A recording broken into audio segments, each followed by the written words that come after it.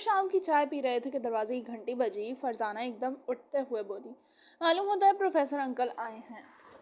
تمہیں معلوم ہوتا ہوگا، میرا تو خیال ہے انکل خان رحمان آئے ہیں، فاروق نے کہا، اور مجھے ایسا محسوس ہوتا ہے جیسے دونوں ایک ساتھ آئے ہیں۔ محمود مسکرایا، توبہ ہے، بحث کرنے سے کیا یہ بہتر نہیں کہ پہلے جا کر دروازہ کھول ڈالو؟ بیگم جمشید بولی، بالکل یہی بہتر ہے فرزانہ، جاؤ پہلے دروازے پر دیکھو۔ انسپکٹر جمشید بولے، جی اچھا، فرزانہ نے کہا اور دروازے کی طرف دوڑتی ہوئی چلی گئی۔ تم دیکھ لینا، فرزانہ انکل رحمان کو ساتھ لے کر اندر آئے گی۔ فاروق اس کے جاتے ہی کہنے لگا، اچھا دیکھ لوں گا۔ محمود رونی صورت بنا کر بولا، یہ تمہاری آواز بھیک کیوں مانگ رہی ہے؟ فاروق نے حیران ہو کر کہا، تمہارے اندازے پر فاتحہ پڑھ رہی ہے۔ اس بار محمود مسکرایا، کیوں میرا کون سا اندازہ غلط ثابت ہوا ہے؟ فاروق بولا، یہی اندازہ کہ فرزانہ انکل رحمان کو لے کر اندر آئے گی۔ فاروق نے چونک کر دروازے کی طرف دیکھا، وہاں فرزانہ کے ساتھ پروفیسر داؤد آتے نظر آئے، نہ خان رحمان، بلکہ وہ تنہا چلی آ رہی تھی۔ البتہ اس کے ساتھ میں ایک خط تھا۔ ڈاکیہ تھا؟ اس نے قریب آنے پر برا سا منہ بنا کر کہا اور خط اپنے والد کے سامنے رکھ دیا۔ ڈاکیہ کوئی اتنی بری چیز تو نہیں ہوتا کہ برا منہ بنا کر کہہ رہی ہو؟ فاروق بولا، لیکن میں پروفیسر انکل کی امید لے کر گئی تھی۔ فرزانہ جھلا اٹھی، امید تو تم ہوائی جہاز کی بھی لے کر جا سکتے ہو، حالانکہ ہوائی جہاز ہمارے گھر تک آ ہی نہیں سکتا، اس لیے مکانات وغیرہ پیچھے ہٹانا ہوں گے اور ایک عدد رن وے بنوانا پڑے گا، تب کہیں جا کر تمہیں ہوائی جہاز کی شکل نظر آئے گی۔ البتہ اگر تم ہیلی کاپٹر کی امید لے کر جاؤ تو شاید وہ تو نظر آ جائے، کیونکہ ہوا میں معلق ہو جاتا ہے۔ فاروق کہتے کہتے ایک دم رک گیا۔ بس کہہ چکے یا کچھ اور باقی ہے؟ فرزانہ نے جل بھن کر کہا، باقی آئندہ اس وقت باتوں کا ذخیرہ اتنا ہی تھا۔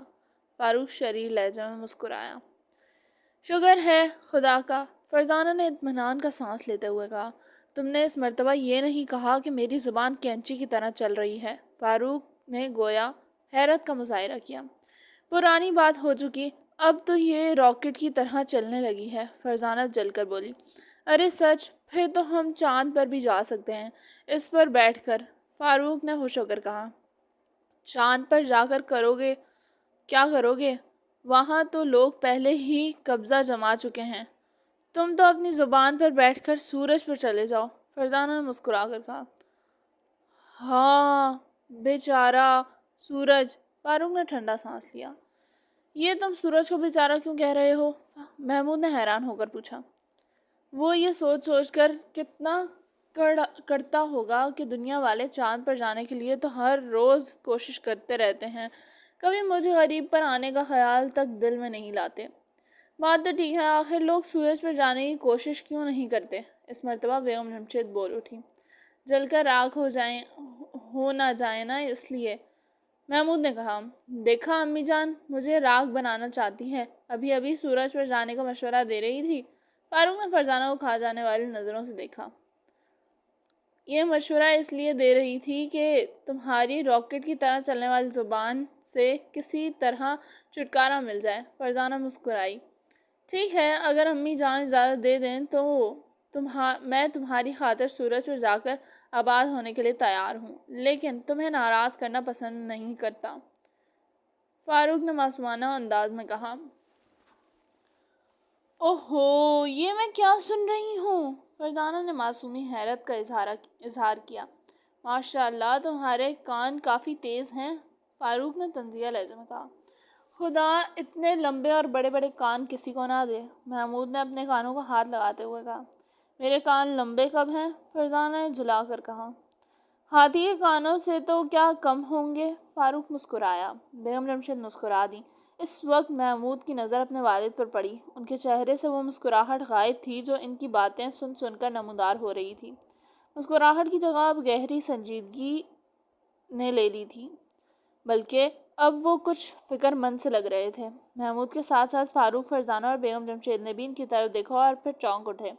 ان کے والد خط کے اوپر اس طرح نظریں جمائے بیٹھے تھے جیسے کسی جادو کے دیس میں پیچھے مڑ کر دیکھ لینے پر پتھر کے بن گئے ہوں۔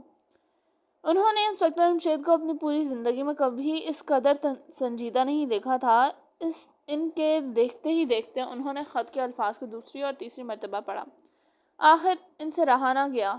ابا جان، کس کا ہے یہ خط؟ محمود نے پوچھا۔ انسپکٹر جمشید نے اس پر بھی کوئی جواب نہ دیا۔ وہ اپنی کرسی پر بت بنے بیٹھے رہے۔ کچھ تو بتائیے ابا جان، آخر یہ خط کیسا ہے؟ اس میں کیا ہے؟ آخر آپ بولتے کیوں نہیں؟ فاروق نے بے چینی سے پہلو بدلتے ہوئے کہا۔ اور پھر کمرے میں گہری خاموشی مسلط ہو گئی۔ انسپکٹر جمشید نے ان میں سے کسی کی بھی بات کا جواب نہیں دیا۔ دفتن وہ جھٹکے سے اٹھے اور تیز تیز قدم اٹھاتے اپنے کمرے کی طرف چلے گئے۔ وہ چاروں ایک دوسرے کو آنکھیں پھاڑ پھاڑ کر دیکھ رہے تھے۔ وہ کئی لمحے تک گم سم بیٹھے رہے، پھر ان کی امی بھی اٹھ کر کھڑی ہوئیں اور اسی کمرے میں چلی گئیں جس میں انسپکٹر جمشید گئے تھے۔ آؤ ہم بھی اپنے کمرے میں چلیں، محمود نے اداس لہجے میں کہا۔ ہاں چلو، فاروق بولا۔ تینوں اٹھے اور اپنے کمرے کی طرف چل پڑے۔ اپنے والد کے کمرے کے پاس سے گزرے تو انہیں اپنی امی کی آواز سنائی دے رہی تھی۔ وہ کہہ رہی تھی، آپ نے ان غریبوں کو ناحق پریشان کر دیا ہے۔ آخر خط دکھا دینے میں کیا حرج تھا؟ تم نہیں جانتی بیگم، اگر میں یہ خط انہیں دکھا دیتا تو ان پر بھوت سوار ہو جاتا۔ انسپکٹر جمشید کی آواز آئی۔ بھوت؟ کیسا بھوت؟ جاسوسی کا بھوت۔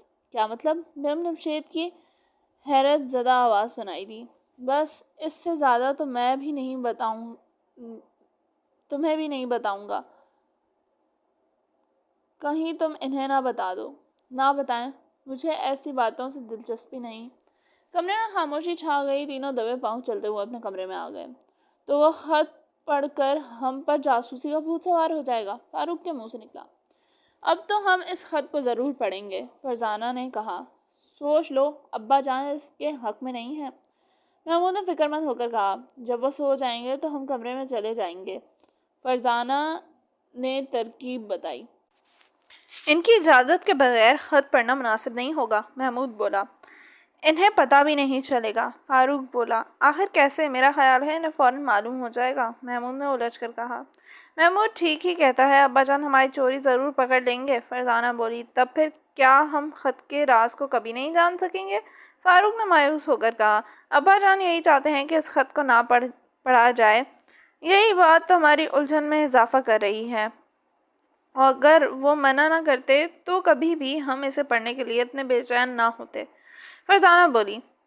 تو ٹھیک ہے، تم ٹھیک کہتی ہو، محمود بولا۔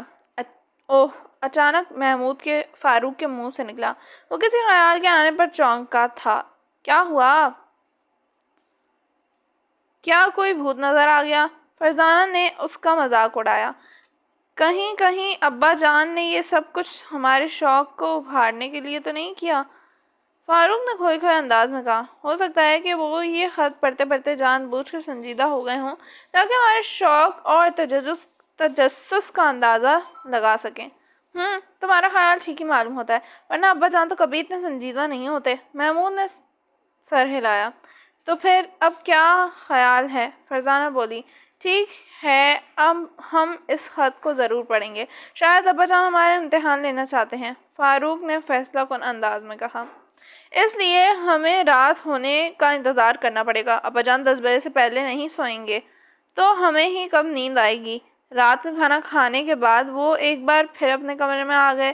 کھانے کے دوران انہوں نے خط کا کوئی ذکر نہ کیا۔ انسپکٹر جمشید بھی خاموشی سے کھانا کھاتے رہے۔ کمرے میں آ کر وہ 10 بجنے کا انتظار کرنے لگے۔ آج نہ جانے کب 10 بجیں گے، محمود نے بے چین ہو کر کہا۔ ٹھیک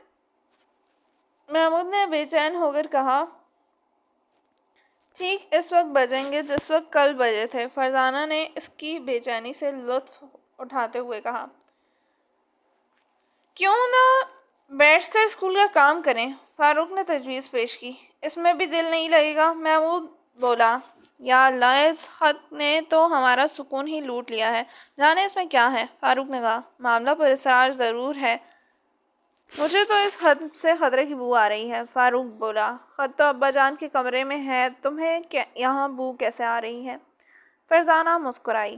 تمہیں ایسے میں بہت ہی مذاق سوچتا ہے، کرنے کے لیے کوئی کام جو نہیں ہے۔ مجھے تو اپنا دماغ ہلتا معلوم ہو رہا ہے۔ محمود نے اپنا سر دونوں ہاتھوں میں تھام کر کہا۔ لو بھائی فرزانہ، فاروق نے کہنا شروع ہی کیا تھا کہ فرزانہ جھٹ سے بول پڑی۔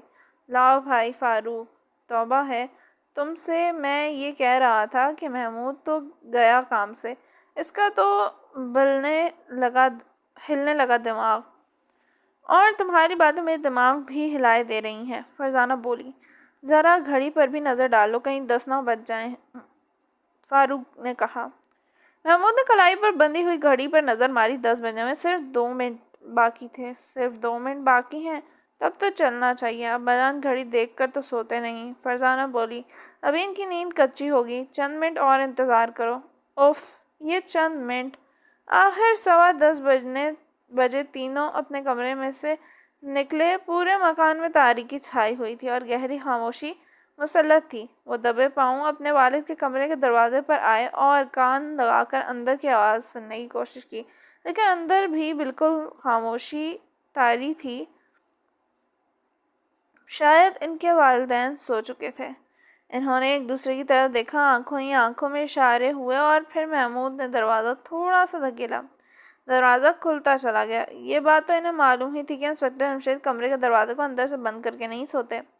کمرے میں 0 کا بلب روشن تھا۔ انسپکٹر جمشید اور بیگم جمشید اپنے اپنے بستر پر بے سدھ سو رہے تھے۔ تینوں دھڑکتے دلوں کے ساتھ اپنے والد کے پتلون کی طرف بڑھنے لگے، جو ان کے سرانے لٹک رہی تھی۔ آخر محمود نے پتلون کی دائیں جیب سے ہاتھ ڈالا۔ جیب خالی تھی۔ اس نے دوسری جیب میں ہاتھ ڈالا، وہ بھی خالی تھی۔ پچھلی جیب بھی خالی ملی۔ اب تو ان کی مایوسی کی کوئی حد نہ رہی۔ دفتر اس کی نظر تپائی پر پڑی۔ خط وہاں موجود تھا۔ اس نے لرزتے ہاتھ سے خط اٹھا لیا۔ بہت خوب! انسپکٹر جمشید کی کڑکدار آواز سن کر تینوں کے ہاتھ طوطوں کے طوطے اڑ گئے۔ انہوں نے گھبرا کر ان کی طرف دیکھا۔ وہ بستر پر بیٹھے انہیں گھور رہے تھے۔ چند لمحے تک ان کے منہ سے کوئی بات نہ نکل سکی۔ آخر محمود نے نگاہیں جھکا کر کہا، ابا جان، ہم سخت شرمندہ ہیں، ہمیں افسوس ہے ابا جان، ہمیں معاف فرما دیں۔ فرزانہ کے منہ سے نکلا۔ جاؤ، معاف کیا، تم بھی کیا یاد کرو گے؟ اچانک انسپکٹر جمشید کی سنجیدگی رخصت ہو گئی۔ وہ دلکش انداز میں مسکرا دیے۔ بہت بہت شکریہ، تینوں ایک ساتھ کہا۔ ان کے چہرے خوشی سے کھل اٹھے۔ یہ کیا کانمہ پھوسی ہو رہی ہے؟ بیگم جمشید کی آواز سنائی دی۔ وہ آنکھیں مل مل کر دیکھ رہی تھیں۔ غالباً ابھی ابھی ان کی آنکھ کھلی تھی۔ یہ خط پڑھنے یہاں آئے تھے، میں نے ان کی چوری پکڑ لی۔ انسپکٹر جمشید مسکرائے۔ چوریاں پکڑنے کا ہی تو کام کرتے ہیں دن رات، بھلا ان بیچاروں کی کیا دال گلتی؟ بیگم جمشید نے ہنس کر کہا۔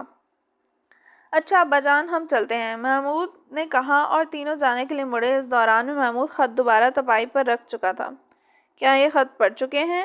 بیگم جمشید نے پوچھا۔ نہیں، انسپکٹر جمشید نے جواب دیا۔ پھر ان کی طرف مڑتے ہوئے بولے، ٹھہرو، کیا تم اس خط کو نہیں پڑھو گے؟ جی نہیں، ہمیں آپ کی مرضی کے بغیر کوئی قدم نہیں اٹھانا چاہیے، محمود نے مڑتے ہوئے کہا۔ شاباش، تم تینوں بہت سمجھدار ہو، وہ بولے۔ انہوں نے ایک بار پھر کمرے سے جانے کے لیے قدم اٹھائے۔ ٹھہرو، سنو، میں 1-2 دن تک فیروز آباد جا رہا ہوں۔ میں چاہتا ہوں تم تینوں بھی میرے ساتھ چلو۔ فیروز آباد؟ لیکن کس لیے؟ فرزانہ نے حیران ہو کر کہا۔ یہ پروگرام اس خط کے ملنے کے بعد بنا ہے۔ انسپکٹر جمشید مسکرائے۔ کیا مطلب؟ تینوں چونکے۔ میرا خیال ہے، انسپکٹر جمشید کچھ کہتے کہتے رک گئے۔ کیا خیال ہے آپ کا؟ محمود نے جلدی سے کہا۔ میرا خیال ہے کہ اب تم اس خط کو پڑھ ہی لو، کیونکہ میں نے پروگرام میں تم تینوں کو بھی شامل کر لیا ہے۔ ہم آج سے تیسرے دن فیروز آباد کے لیے روانہ ہو جائیں گے۔ بس ایک فکر ہے کہ تمہاری تعلیم کا حرج نہ ہو، اس طرف سے بے فکر ہو جائیں۔ 3 دن بعد اسکول میں کھیلیں شروع ہو رہی ہیں، کھیلوں کے دوران پڑھائی نہیں ہوگی۔ اوہ، تب تو بہت ہی لطف رہے گا۔ آخر بات کیا ہے؟ کچھ بھی تو بتائیے۔ بھائی، اب میں کیا بتاؤں؟ تم خود ہی اس خط کو پڑھ لو۔ تو کیا ہم واقعی اسے پڑھ لیں؟ فاروق نے بے یقینی کے عالم میں کہا۔ ہاں ہاں بالکل۔ محمود نے جوش کے عالم میں خط ایک بار پھر اٹھا لیا۔ اس میں سے کاغذ نکلا اور اسے کھولا۔ ایک مختصر سی تحریر اسے نظر آئی۔ اس کے ساتھ ہی فاروق اور فرزانہ بھی خط پر جھک گئے۔ تحریر حد درجے عجیب تھی۔ شاید انہوں نے اپنی زندگی میں اس سے زیادہ عجیب خط آج تک نہیں پڑھا تھا۔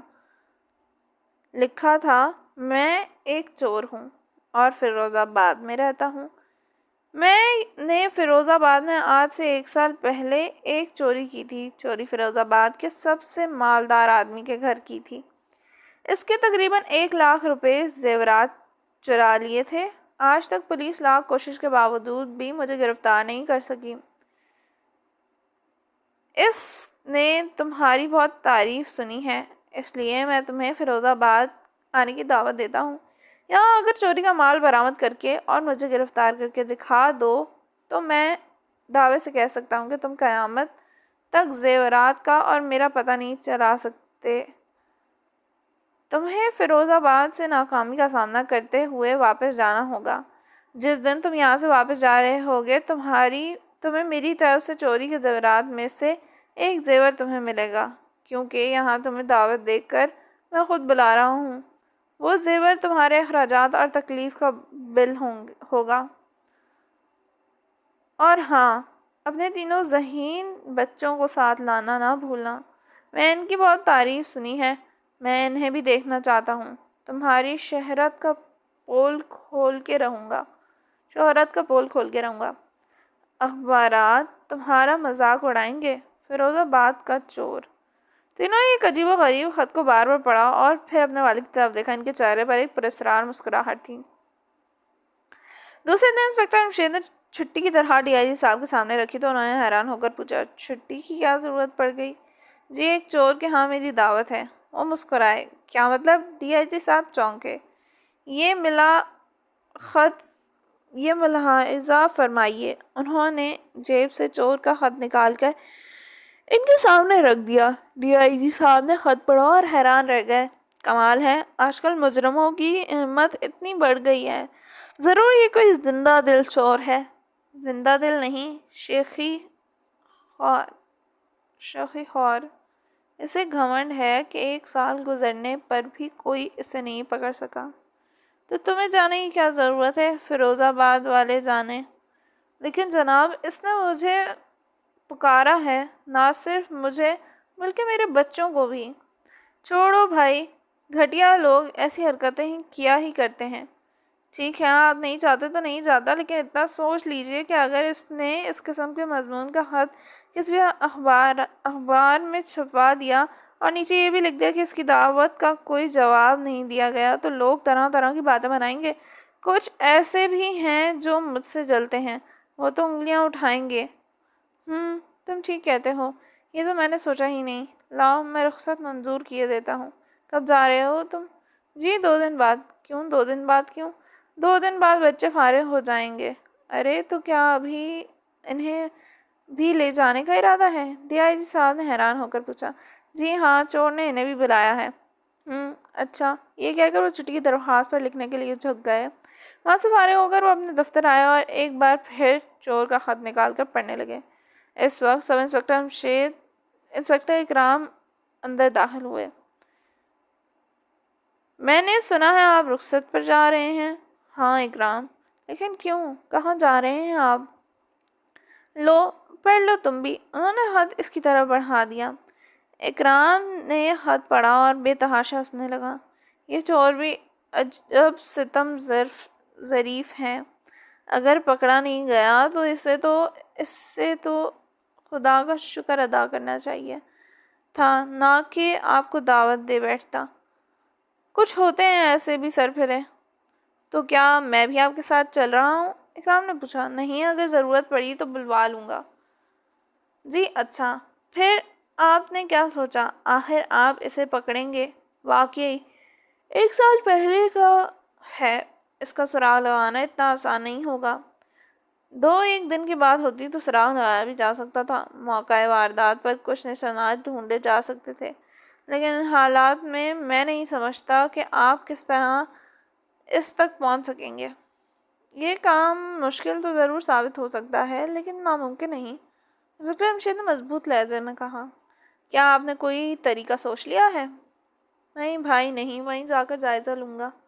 پھر بھی کچھ نہ کچھ تو آپ نے سوچا ہی ہوگا۔ ہاں بہت سی باتیں ہیں، یہ تو سامنے کی بات ہے کہ فیروز آباد جا کر سب سے پہلے وہاں کے تھانے سے سارے ریکارڈ نکلواؤں گا، پھر زیورات کے مالک سے ملوں گا اور پوری تفصیل معلوم کروں گا۔ جی ہاں یہ تو ظاہر ہی ہے، اکرام بولا۔ اس کے علاوہ ایک اور بھی چیز ہے، انسپکٹر جمشید معنی خیز انداز میں کہنے لگے۔ اور وہ کیا؟ اکرام نے حیران ہو کر پوچھا۔ یہ تم خود سوچو۔ اچھا میں جا رہا ہوں۔ وہ اسے الجھن میں چھوڑ کر اٹھ کھڑے ہوئے۔ گھر پہنچے تو تینوں بچے اور بیگم جمشید ناشتے کی میز پر ان کا منتظر تھے۔ تم نیشنل پارک سے ہو آئے؟ جی ہاں ابھی ابھی آئے ہیں۔ چھٹی منظور ہو گئی ابا جان؟ ہاں ہو گئی۔ تم تینوں پہلے ایک بات بتاؤ، بھلا ہم فیروز آباد جا کر سب سے پہلے کیا قدم اٹھائیں گے؟ سب سے پہلے تھانے میں معلومات حاصل کریں گے، محمود جلدی سے بولا۔ ٹھیک، اور اس کے بعد زیورات کے مالک میں سے ملیں گے، فرزانہ بولی۔ بالکل ٹھیک، یہ دونوں باتیں تو سامنے کی ہیں اور ہر کوئی بتا سکتا ہے۔ کوئی اور اہم چیز جس سے ہم مدد لے سکیں؟ انہوں نے پوچھا۔ وہ کمرہ جس میں سے زیورات چرائے گئے تھے اور وہ تجوری، فاروق بولا۔ اور کچھ ایک بہت ہی اہم چیز ہے۔ تینوں سوچ میں ڈوب گئے۔ اچانک فاروق چونکا۔ وہ چیز ہے چور کا خط۔ یہی ایک ایسی اہم چیز ہے جو ہمارے پاس موجود ہے، ورنہ چور کی شخصیت ڈھکی چھپی ہے۔ بہت خوب فاروق، بہت اچھے۔ انسپکٹر جمشید نے خوش ہو کر کہا۔ واقعی ہمارا تو اس طرف خیال گیا ہی نہیں۔ فرزانہ نے تسلیم کیا۔ میں بھی نہیں سمجھ سکتا تھا، محمود بولا۔ چور کی تحریر ہمارے پاس موجود ہے، اس کے علاوہ ہمارے پاس اس کے خلاف کوئی ثبوت نہیں۔ تیسرے دن صبح سویرے وہ بھی ابھی سامان ہی باندھ رہے تھے کہ اخبار والا اخبار پھینک گیا۔ انسپکٹر جمشید نے اخبار اٹھا لیا، اسے پڑھنے لگے۔ ایک جگہ پر نظر پڑتے ہی وہ چونک اٹھے، پھر بے ساختہ مسکرا دیے۔ لو بھائی، چور نے تو اخبار میں بھی اشتہار دے دیا۔ کیا؟ ان کے منہ سے نکلا اور تینوں اخبار پر جھک گئے۔ اخبار میں بھی یہی الفاظ تھے جو خط میں تھے، البتہ نیچے اتنا اضافہ کر دیا گیا تھا۔ میں نے انسپکٹر جمشید کو ان الفاظ پر مشتمل ایک خط لکھا تھا جس کا اس نے کوئی جواب نہیں دیا۔ کیا میں سمجھ لوں کہ وہ ڈر گئے؟ دولت باد کے تھانے کی عمارت نئی تھی۔ تھانے دار کا نام نسیم نوری تھا۔ اس نے انسپکٹر جمشید، محمود، فاروق اور فرزانہ کو دیکھ کر مسحرانہ انداز میں پلکیں جھپکائیں۔ ہم دارالحکومت سے آئے ہیں، انسپکٹر جمشید نے بتایا۔ اچھا فرمائیے۔ دولت باد میں آج سے 1 سال پہلے چوری کی گئی تھی اور بہت بڑی واردات ہوئی تھی، کیا آپ کو یاد ہے؟ یاد کیوں نہ ہوگا صاحب، زیورات کے مالک نے تو ہمارا ناطقہ بند کر دیا تھا۔ وہ بہت با اثر آدمی ہے، لیکن ہم بھی مجبور تھے۔ چور نہ جانے زیورات لے کر کہاں غائب ہو گیا، خدا جانے اسے زمین کھا گئی یا آسمان نگل گیا۔ لاکھ کوشش کے باوجود بھی ہم اسے پا نہ سکے۔ نہ زیورات کو سیٹھ کریم بھائی نے تقریباً 6 ماہ تک خوب ادھم مچایا۔ ہماری بھی ان دنوں خوب شامت آئی۔ افسروں نے ڈانٹوں پر ڈانٹیں کھائیں۔ لیکن آپ یہ سب کچھ کیوں پوچھ رہے ہیں؟ اس چوری سے آپ کا کیا تعلق؟ کیا وہ زیورات آپ نے چرائے تھے؟ اس نے خاموش ہو کر انہیں دیکھا۔ ہم تو اس چوری کا سراغ لگانے کے لیے یہاں آئے ہیں۔ وہ اس کے جملے پر مسکرائے۔ جی کیا فرمایا آپ نے؟ چوری کا سراغ لگانے آئے ہیں؟ نسیم نوری نے آنکھیں پھاڑ پھاڑ کر انہیں دیکھا۔ ہاں کیوں، کیا آپ کے خیال میں یہ ناممکن ہے؟ بالکل ناممکن ہے۔ ہم 1 سال سے جب واردات ہوئی تھی اس کا سراغ نہ لگا سکے، تو اس وقت یعنی 1 سال بعد بھلا کیسے سراغ لگایا جا سکتا ہے؟ تھانے دار نے طنزیہ لہجے میں کہا۔ یہ ایک ادھیڑ عمر کا آدمی تھا، چہرہ داڑھی مونچھوں سے بے نیاز تھا۔ خیر دیکھا جائے گا۔ تھانے کی عمارت شاید نئی بنی ہے، انسپکٹر جمشید نے عمارت پر نظر ڈالتے ہوئے کہا۔ جی ہاں 1 سال پہلے بنی ہے، نسیم نوری نے کمرے کے نئے فرش کو دیکھتے ہوئے فخر سے کہا۔ اب ہم اس چوری کا ریکارڈ دیکھنا چاہتے ہیں، انسپکٹر جمشید بولے۔ آخر آپ کون ہیں اور اتنے عرصے بعد آپ کو اس چوری کا سراغ لگانے کا خیال کیسے آ گیا؟ یہ خیال مجھے نہیں چور صاحب کو آیا ہے۔ انسپکٹر جمشید شریر انداز میں مسکرائے۔ جی کیا مطلب؟ چور کو خیال آیا؟ نسیم نوری نے حیران ہو کر کہا۔ آپ کہتے ہیں کہ خدا جانے چور کو زمین کھا گئی یا آسمان نگل گیا، حالانکہ چور فیروز آباد میں ہی موجود ہے۔ نہیں یہ نہیں ہو سکتا، ہم نے متعدد جگہوں پر چھاپے مارے تھے، کچھ بھی ہو چور یہیں موجود ہے اور میں اسے پکڑنے کے لیے ہی آیا ہوں۔ آپ ہیں کون؟ آخر آپ کا نام کیا ہے؟ نسیم نوری نے حیران ہو کر پوچھا۔ مجھے انسپکٹر جمشید کہتے ہیں، انہوں نے بتایا۔ کیا؟ نسیم نوری اپنی جگہ سے اچھل کر کھڑا ہو گیا۔ انسپکٹر جمشید اسے بغور دیکھتے رہے۔ آپ یعنی کہ آپ؟ وہ بری طرح گھبرا گیا۔ جی تشریف رکھیے نا، آپ کھڑے کیوں ہو گئے؟ انہوں نے بااخلاق لہجے میں کہا۔ معاف کیجیے گا انسپکٹر صاحب، مجھے معلوم نہیں تھا کہ کس سے بات کر رہا ہوں، میں نے آپ کے ساتھ بہت درشت لہجے میں بات کی ہے، خدا کے لیے مجھے معاف کر دیں۔ ارے کوئی بات نہیں، میرا نام تو آپ کو معلوم ہو ہی گیا، یہ تینوں میرے بچے محمود، فاروق اور فرزانہ۔ میں جانتا ہوں انہیں۔ نوری نے ان کا جملہ پورا ہونے سے پہلے ہی بول دیا۔ ہم ٹھیک کہتے ہیں، اب آپ ہمیں اس کیس کا ریکارڈ دکھا دیں۔ کیوں نہیں، میں تمام تفصیل میں ابھی آپ کے سامنے رکھتا ہوں، اس کے بعد آپ کو سیٹ کریم کے ہاں لے جاؤں گا، وہاں آپ موقع کا معائنہ کر سکتے ہیں۔ لیکن ایک بات سمجھ میں نہیں آئی، آپ نے فرمایا تھا کہ چوری کا سراغ لگانے کا خیال چور کو آیا تھا۔ جی ہاں، یہ ملاحظہ فرمائیے۔ انسپکٹر جمشید نے خط نکال کر اس کے سامنے رکھ دیا۔ خط پڑھ کر اس کی آنکھیں کھلی رہ گئیں، پھر اس نے ریکارڈ نکال کر دیکھا، لیکن ان کاغذات سے صرف زیورات کی تفصیل اور واردات کی تاریخ اور شعبے کے تحت گرفتار کیے جانے والوں کے بارے میں معلوم ہو سکا۔ اس میں تو ہر بات معلوم ہوتی نظر نہیں آتی۔ میرا خیال ہے کہ سیٹ کریم بھائی سے ملنا ہی پڑے گا۔ تو چلیے میں آپ کو وہاں لے چلتا ہوں، لیکن اس سے پہلے چائے وغیرہ تو پی لیں۔ نہیں، اس کی کوئی ضرورت نہیں۔ اچھا تو میں ذرا اپنے ایک دو چھوٹے کام کر لوں، ابھی چند منٹ کے اندر آتا ہوں۔ یہ کہہ کر نسیم نوری اٹھا اور کمرے سے باہر نکل گیا۔ پہلے مرحلے پر تو ہمیں ناکامی ہوئی ہے، محمود بولا۔ معلوم ہوتا ہے نسیم نوری نے کوئی خاص بھاگ دوڑ نہیں کی تھی، فاروق بولا۔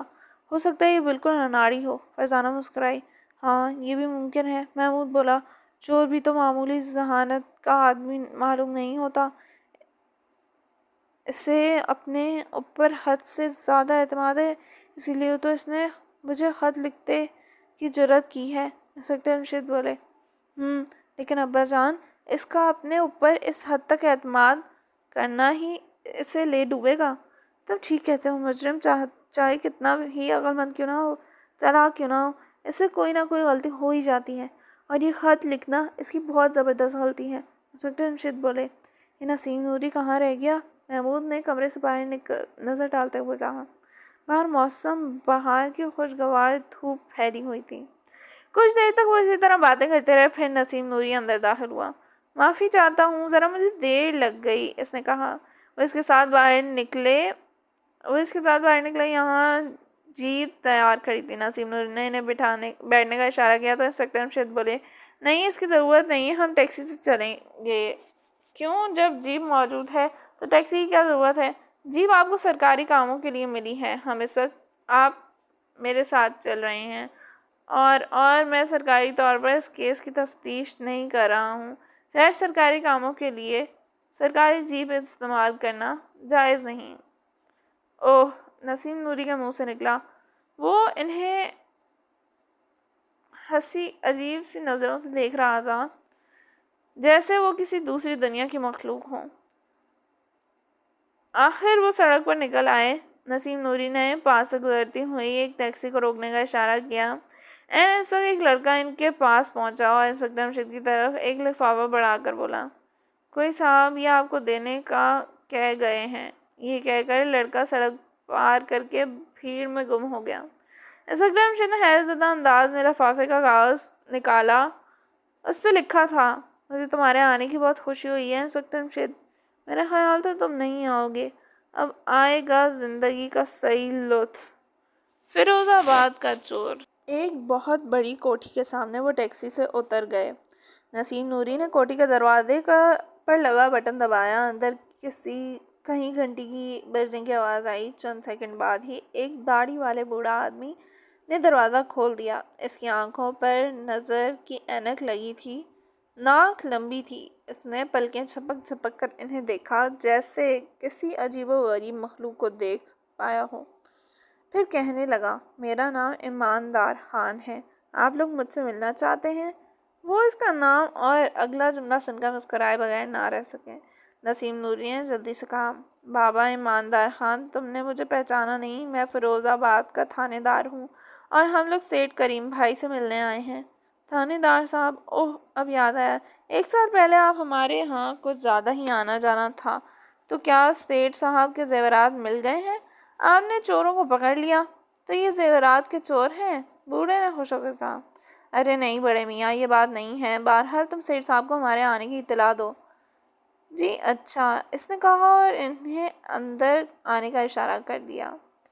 وہ انہیں ڈرائنگ روم میں لے آیا. کمرہ بڑے سلیقے سے سجا ہوا تھا اور فرش پر ایک بہت ہی قیمتی اور موٹا قالین بچھا ہوا تھا. دیواروں پر بڑی بڑی تصویریں لگی ہوئی تھیں. آپ لوگ یہاں تشریف رکھیں، میں سیٹھ صاحب کو خبر کرتا ہوں، ایماندار خان نے کہا. اچھا ٹھیک ہے. بوڑھا کمرے سے نکل گیا. محمود بول اٹھا، اس ملازم کا نام کس قدر عجیب ہے. ایماندار خان. ہاں، جو بھی اس کا نام سنتا ہے ہنس پڑتا ہے. ویسے یہ ہے بھی بہت ایماندار، بس ذرا نظر کمزور ہے. اس گھر میں تقریباً 1.5 سال سے ملازم ہے.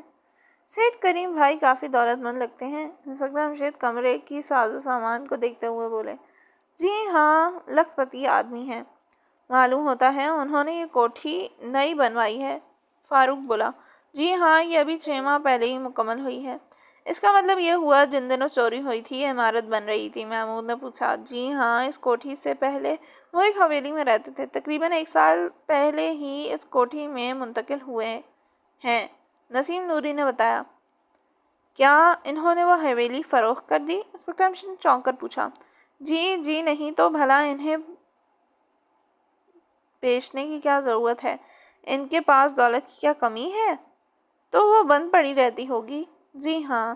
زیورات کی چوری اس کوٹھی میں ہوئی تھی یا حویلی میں؟ انسپکٹر جمشید نے پوچھا. ان کے چہرے پر جوش کی حالت طاری ہو گئی تھی اور محمود، فاروق اور فرزانہ کو اس عالم میں دیکھ دیکھ کر حیران ہو رہے تھے. چوری اس کوٹھی میں ہوئی تھی. ان دنوں سیٹھ کریم بھائی اس میں اٹھ آئے تھے، لیکن اس وقت کوٹھی مکمل طور پر نہیں بنی تھی، کچھ کام باقی تھا، نسیم نوری نے بتایا. تو کیا آپ نے زیورات حویلی میں تلاش کیے تھے؟ انسپکٹر جمشید نے اسے تیز نظروں سے گھورتے ہوئے پوچھا. جی حویلی میں، لیکن زیورات کا حویلی میں کیا کام؟ کیا آپ کا خیال ہے چور نے سیٹھ صاحب کے زیورات چرا کر انہی کی حویلی میں چھپا دیے ہوں گے؟ نسیم نوری نے گڑبڑا کر کہا. اس کی بات کا زبردست امکان ہے. تو آپ نے حویلی میں نہیں دیکھا؟ جی نہیں تو میرا تو اس طرف خیال ہی نہیں گیا. اس وقت انہیں قدموں کی آواز سنائی دی. وہ خاموش ہو کر دروازے کی طرف دیکھنے لگے. کمرے میں داخل ہونے والے سیٹھ کریم بھائی ہی تھے. ان کا چہرہ داڑھی مونچھوں سے بے نیاز تھا. ناک بہت لمبی اور آنکھیں چھوٹی چھوٹی تھیں. انہوں نے انسپکٹر جمشید اور ان کے بچوں کو حیرت بھری نظروں سے دیکھا. السلام علیکم سیٹھ صاحب، نسیم نوری کے منہ سے نکلا. اٹھ کر کھڑے ہو گئے وہ. وعلیکم السلام تھانے دار جی، یہ آپ کے ساتھ کون لوگ ہیں؟ سیٹھ کریم بھائی نے کہا. اس پر انسپکٹر جمشید اٹھ کر مصافحہ کرتے ہوئے کہنے لگے. مجھے جمشید کہتے ہیں اور یہ تینوں میرے بچے ہیں. تشریف رکھیے، سیٹھ کریم بھائی نے کہا اور خود بھی صوفے پر بیٹھ گئے. اور نسیم نوری کو ناخوشگوار نظروں سے دیکھ رہے تھے. شاید انہیں 1 سال پہلے چوری ہونے والے زیورات یاد آ گئے تھے، جن کا آج تک کوئی سراغ نہیں مل سکا. آپ کو یاد ہے سیٹھ صاحب 1 سال پہلے آپ کے زیورات چوری ہو گئے تھے؟ نسیم نوری نے کہنا شروع کیا. تو کیا وہ مل گئے؟ انہوں نے چونک کر کہا. جی نہیں، ابھی ملے تو نہیں، البتہ تو پھر ان کا ذکر کرنے کی کیا ضرورت تھی؟ سیٹھ کریم بھائی کا منہ لٹک گیا. مسٹر جمشید یہاں آپ کے زیورات برآمد کرنے کے لیے آئے ہیں. کیا مطلب؟ وہ چونکے. جی ہاں، یہ آپ کے زیورات اور چور کو تلاش کرنا چاہتے ہیں. لیکن اتنا عرصہ گزرنے کے بعد انہیں چور اور زیورات کا خیال کیسے آ گیا؟ یہ خیال ان کو نہیں، چور کو آیا ہے۔ کیا آپ مذاق کے موڈ میں ہیں؟ سیٹھ کریم بھائی نے برا سا منہ بنا کر کہا۔ ٹھہریے نوری صاحب، میں خود انہیں بتاتا ہوں، انسپکٹر رمشید نے کہا۔ پھر سیٹھ کریم بھائی کی طرف رخ کر کے بولے، کیا آپ چاہتے ہیں کہ آپ کے زیورات مل جائیں اور چور کو پکڑ لیا جائے؟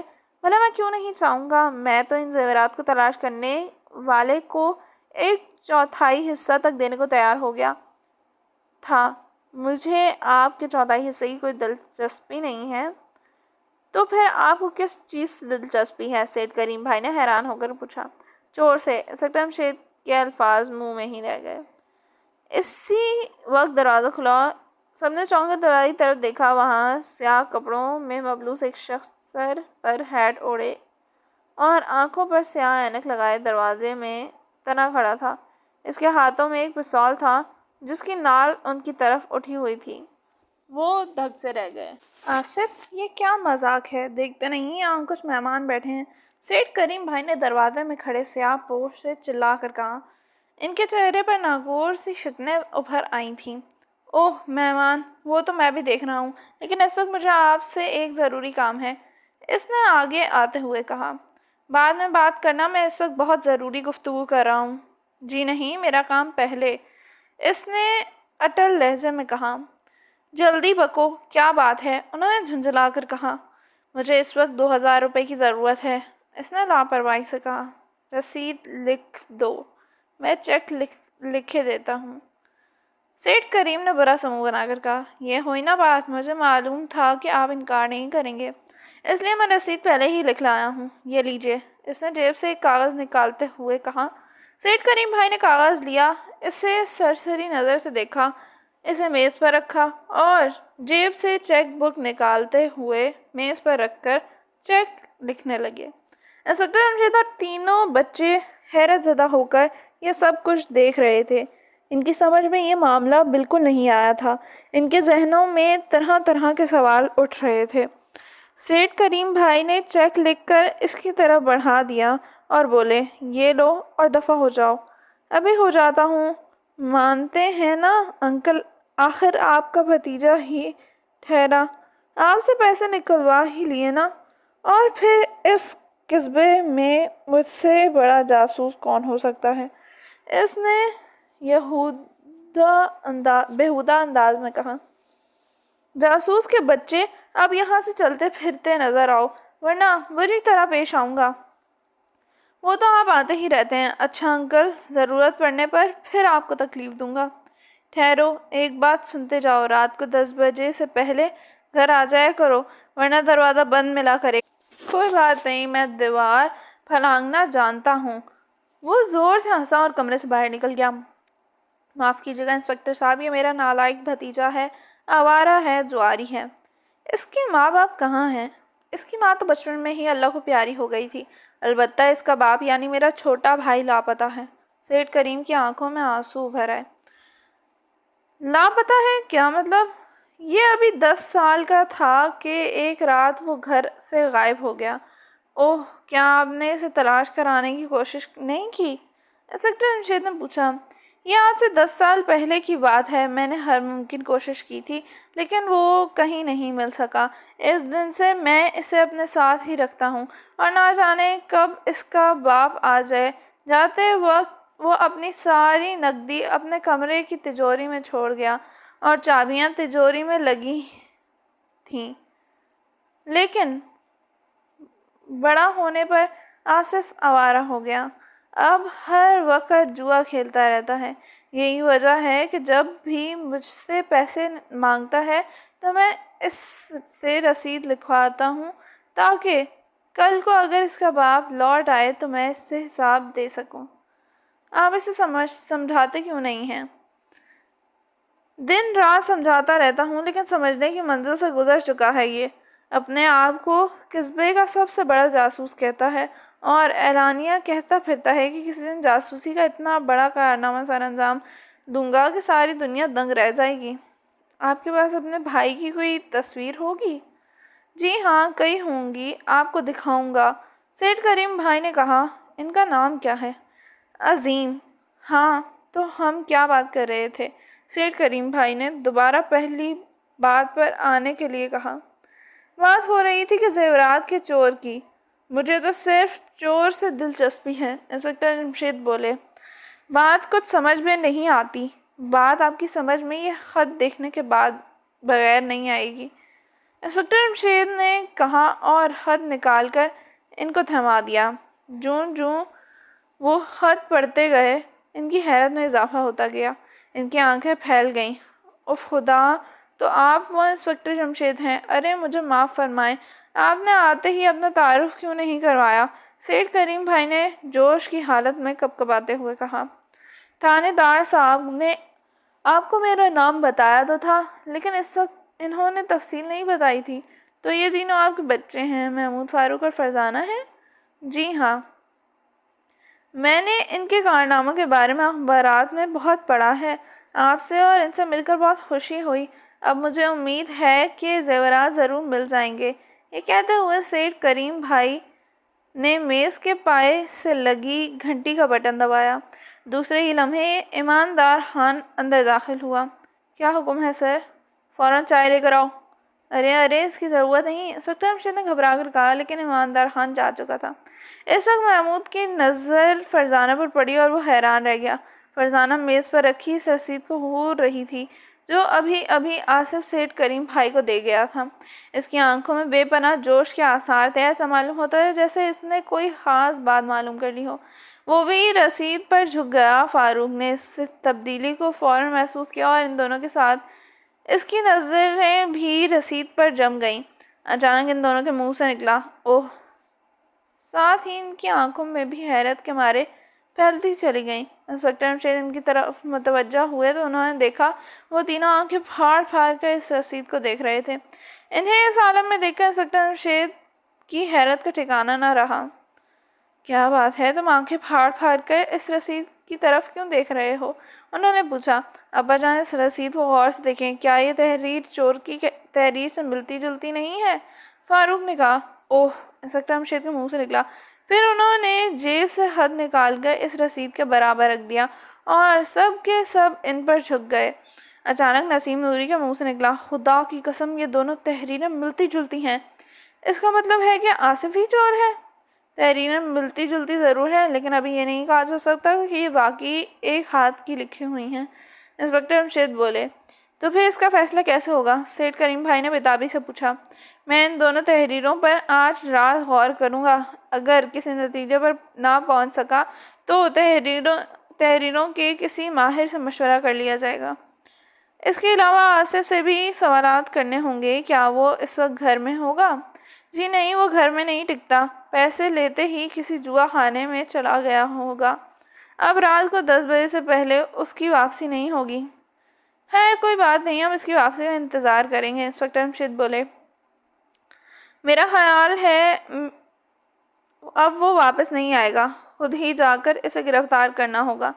یہ آپ کیسے کہہ سکتے ہیں؟ فرزانہ بولی۔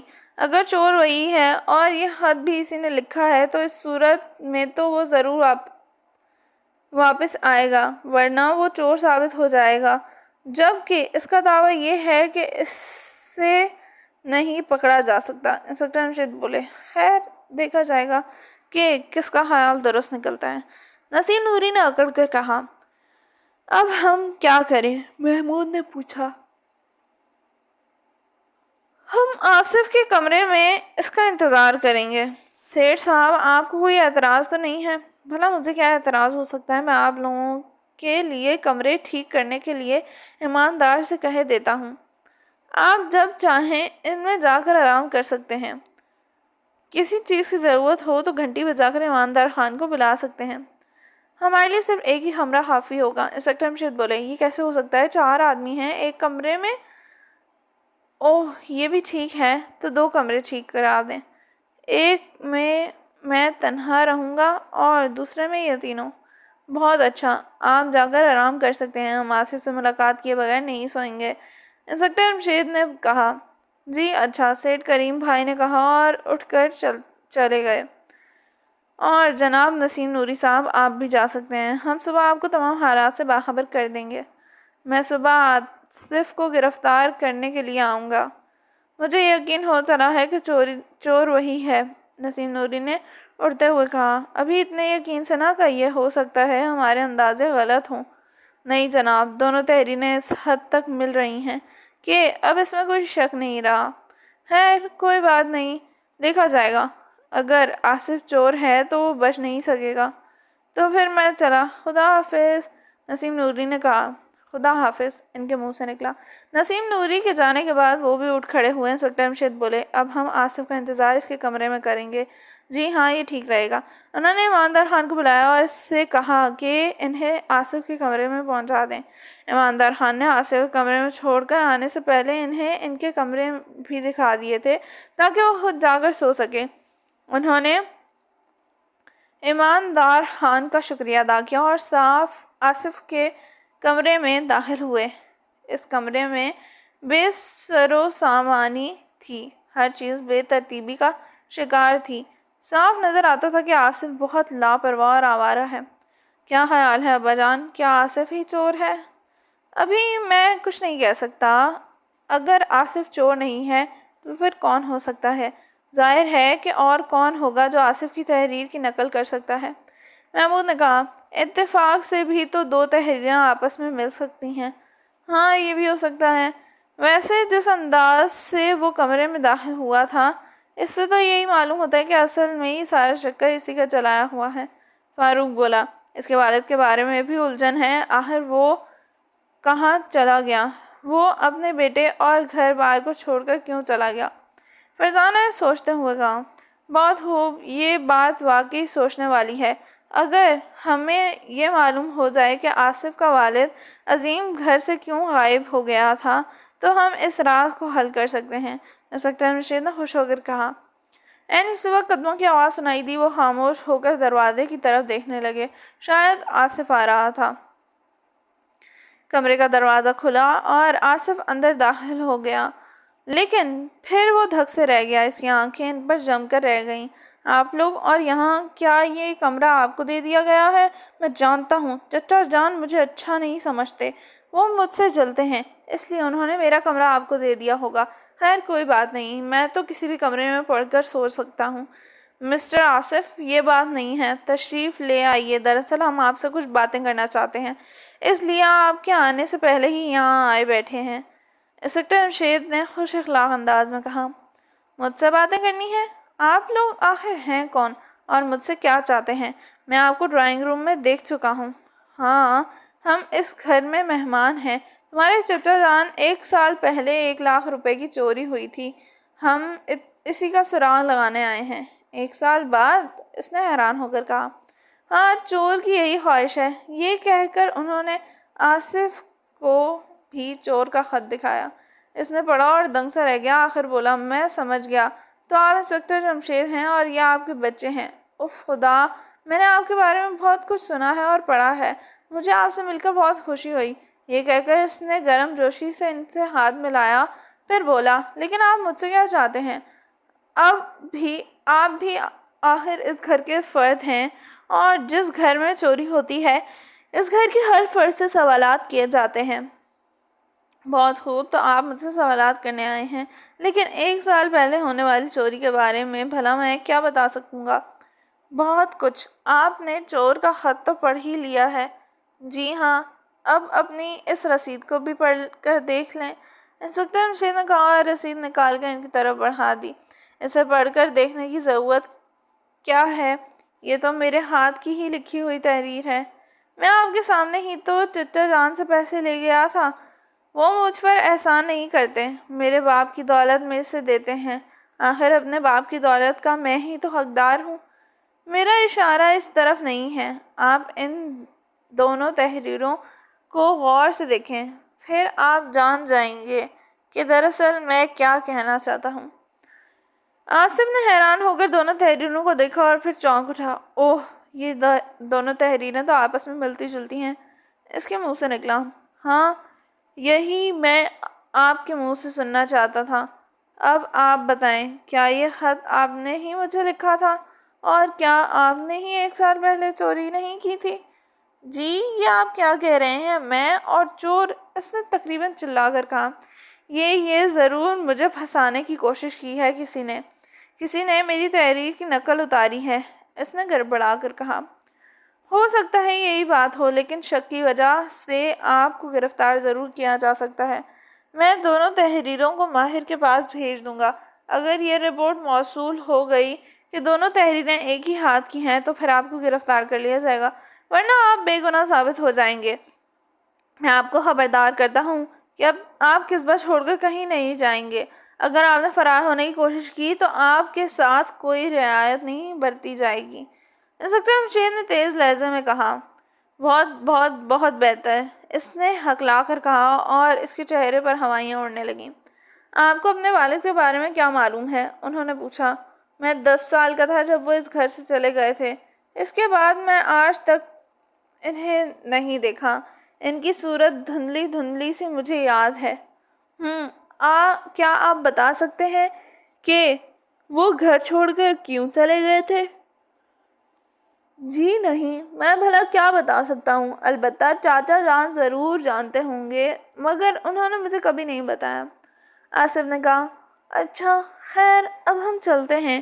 میں ایک بار پھر کہہ دیتا ہوں کہ فرار ہونے کی کوشش نہ کرنا، اس کا مطلب یہ ہوگا کہ چور دراصل تم خود ہو۔ میں کہیں نہیں جاؤں گا، جاؤں بھی کیوں جبکہ میں چور نہیں ہوں۔ وہ اس کے کمرے سے باہر نکل آئے۔ اس نے ان کے باہر نکلنے کے بعد دروازہ اندر سے بند کر لیا۔ اب تم تینوں بھی آرام کرو، میں دونوں تحریروں کا اچھی طرح جائزہ لوں گا اور صبح ضروری کسی نتیجے پر پہنچ جاؤں گا۔ جی اچھا، انہوں نے ایک ساتھ کہا۔ دوسری صبح وہ ناشتے کی میز پر موجود تھے کہ نسیم نوری پہنچا۔ اس نے آتے ہی کہا، کیا رات آصف سے ملاقات ہوئی تھی؟ ہاں، وہ 10 بجے آ گیا تھا۔ تو پھر کیا رہا؟ کیا میں اسے گرفتار کر لوں؟ نہیں، ابھی نہیں۔ انسپکٹر مشید مسکرائے۔ کیوں؟ ابھی کیوں نہیں؟ میں تو اس کی گرفتاری کا انتظام کر کے آیا ہوں۔ کانسٹیبل باہر موجود ہیں۔ اس کی ضرورت نہیں، میرا خیال ہے کہ آصف چور نہیں ہے، انسپکٹر مشید نے ڈرامائی انداز میں کہا۔ یہ آپ کیا کہہ رہے ہیں؟ آصف چور نہیں ہے؟ نسیم نوری نے حیران ہو کر کہا۔ جی نہیں، میرا خیال ہے وہ چور نہیں ہے۔ لیکن یہ کیسے ہو سکتا ہے؟ رات اس کے ہاتھ کی لکھی ہوئی تحریر کی رسید چور کے خط سے بالکل مل گئی تھی۔ یہ ٹھیک ہے، میں رات کے وقت کافی دیر تک دونوں تحریروں کو دیکھتا رہا اور بے شک ایک دوسرے سے ملتی ہیں، پھر بھی میرا خیال ہے کہ چور نے آصف کی تحریر نقل کرنے کی کوشش کی ہے۔ آخر چور ایسا کرنے کی کیا ضرورت تھی؟ وہ اپنی ذہانت کا ڈھنڈورا پیٹنا چاہتا ہے۔ وہ چاہتا ہے کہ اخبارات میں یہ خبر شائع کرا دے کہ انسپکٹر جمشید بھی اسے پکڑ نہ سکا، لیکن اب شاید اس کے برے دن آ گئے ہیں۔ ابا جان، میں کچھ کہنا چاہتا ہوں، محمود بول اٹھا۔ کیا بات ہے بیٹا؟ ابا جان، اس وقت تک اس کیس میں ہمیں کام کرنے کا قطعاً موقع نہیں ملا۔ ہمارا آپ کے ساتھ آنا بیکار ثابت ہو رہا ہے۔ اس لیے میں محمود کچھ کہتے کہتے رک گیا۔ اس لیے کیا؟ کہو، تم رک کیوں گئے؟ اس لیے ہم یہ چاہتے ہیں کہ اب اس کیس پر مکمل طور پر ہم کام کریں، آپ صرف دیکھیں کہ ہم کیا کریں گے۔ فاروق بول پڑا۔ بالکل ٹھیک، میں بھی کل سے یہی کہنا چاہ رہی تھی۔ فرزانہ چہکی۔ تو پھر کہہ کیوں نہیں دیا؟ منہ میں گھنگھنیاں کیوں ڈالے بیٹھے رہیں؟ فاروق نے جل بھن کر کہا۔ تمہارے بولنے کا انتظار کر رہی تھی۔ فرزانہ مسکرائی۔ یہ ٹھیک ہے، ابھی تک کچھ کرنے کا موقع نہیں ملا۔ چلو ٹھیک ہے، اس وقت سے اس کیس کے انچارج تم تینوں ہو، جو تمہارے جی میں آئے کرو۔ میں صرف نگرانی کرتا رہوں گا کہ کہیں تم کوئی غلط قدم نہ اٹھا بیٹھو۔ ویری گڈ، آپ نے جی خوش کر دیا، فرزانہ چلائی۔ ابا جان، ہم آپ کے شکر گزار ہیں، محمود بولا، اور اب ہم اجازت چاہتے ہیں۔ ہم ایک کمرے میں ہنگامی اجلاس منعقد کرنے جا رہے ہیں، وہاں ہم طے کریں گے کہ اب ہم تینوں کو کیا کرنا ہوگا۔ بہت خوب، مجھے کوئی اعتراض نہیں، لیکن نوری صاحب سے اجازت لے لو اور جہاں بھی جاؤ بتا کر جاؤ، ایسا نہ ہو کہ چور تم تینوں کو غائب کر دے اور ہم زیورات کو بھول کر تمہیں ڈھونڈتے پھریں، کیونکہ یہ تو تم جانتے ہو کہ چور اس جگہ نہ صرف موجود ہے بلکہ ہم سے واقف بھی ہے، ہم اس سے ہمارے یہاں آنے کا پتہ چل چکا ہے۔ انسپکٹر رمشید نے مسکراتے ہوئے کہا، جی ہاں، یہ بات تو اس کے دوسرے خط سے ثابت ہو جاتی ہے۔ محمود بولا، اچھا تو انکل کیا ہم جائیں؟ فاروق نے شریر انداز میں نسیم نوری کی طرف مڑتے ہوئے کہا۔ وہ اس وقت تک آنکھیں پھاڑ پھاڑ کر ان تینوں کو دیکھ رہا تھا جیسے کسی دوسری دنیا کی مخلوق ہوں۔ یہ چونک کر پھر بولا، میرا خیال ہے پہلے ہمیں چل کر آصف کو دیکھ لینا چاہیے کہ وہ اپنے کمرے میں موجود ہے یا نہیں۔ اگر وہ چور نہیں ہے تو ضرور اپنے کمرے میں موجود ہوگا۔ نسیم نوری نے تجویز پیش کی، تو چلیے پہلے آپ ہی دیکھے لیتے ہیں۔ محمود نے حامی بھری۔ وہ اٹھ کھڑے ہوئے لیکن انسپکٹر رمشید بیٹھے رہے۔ کیا آپ نہیں چلیں گے؟ نسیم نوری نے پوچھا۔ مجھے تو بچوں نے ریٹائر کر دیا ہے، انسپکٹر رمشید نے ایسے انداز میں کہا کہ تینوں بے ساختہ ہنس پڑے۔ تینوں نسیم نوری کے ساتھ کمرے سے نکلے۔ ایماندار خان برآمدے سے ادھر ہی آ رہا تھا۔ کیا بات ہے جناب، خیریت تو ہے؟ اس نے ان کو اس طرح نکلتے دیکھ کر کہا۔ ہم مسٹر آصف کے کمرے کی طرف جا رہے ہیں، کیا وہ اپنے کمرے میں ہی ہیں؟ محمود نے اس سے سوال کیا۔ پتہ نہیں، کمرے کا دروازہ تو بند ہے، ایماندار خان نے جواب دیا۔ یہ چھوٹا سا قافلہ آصف کے کمرے کے دروازے تک پہنچ گیا۔ محمود نے آگے بڑھ کر دستک دی۔ دروازہ اندر سے بند تھا۔ دستک دینے کے بعد وہ کچھ دیر تک انتظار کرتے رہے۔ جب دروازہ نہ کھلا تو فاروق نے قدرے زور سے دروازہ کھٹکھٹایا۔ جواب پھر بھی نہ ملا۔ اب تو وہ پریشان ہو گئے اور لگے زور زور سے دروازہ دھڑدھڑانے۔ اس پر بھی کچھ نہ ہوا تو ایماندار خان بولا، اس کمرے کی کھڑکی باہر باغ کی طرف کھلتی ہے، کیوں نہ اسے دیکھ لیا جائے؟ ٹھیک ہے، اگر وہ بھی بند ہو تو دروازہ توڑا جائے گا۔ تو کیا میں کھڑکی کو دیکھوں؟ ایماندار خان نے بولا۔ ہاں جلدی جاؤ، تم اس کے ساتھ چل جاؤ، محمود نے کہا۔ اچھا۔ دونوں تقریباً دوڑتے ہوئے چلے گئے۔ معاملہ ہر لمحے الجھتا جا رہا تھا۔ نسیم نوری بڑبڑایا، ابھی وقت سیٹھ کریم بھائی بھی آنکھیں ملاتے ہوئے وہاں آ پہنچے۔ یہ کیسا شور ہے؟ کیا بات ہے؟ آپ یہاں کیا کر رہے ہیں؟ ہم مسٹر آصف سے کچھ باتیں کرنے آئے تھے اور وہ دروازہ ہی نہیں کھول رہا، نسیم نوری نے بتایا۔ دروازہ نہیں کھول رہا؟ کیوں؟ سیٹھ کریم بھائی نے حیران ہو کر کہا۔ جی پتہ نہیں، فرزانہ نے ایسے معصومانہ انداز میں کہا کہ محمود مسکرائے بغیر نہ رہ سکا۔ آخر یہ کیا ہو رہا ہے یہاں؟ انہوں نے خوشگوار لہجے میں کہا۔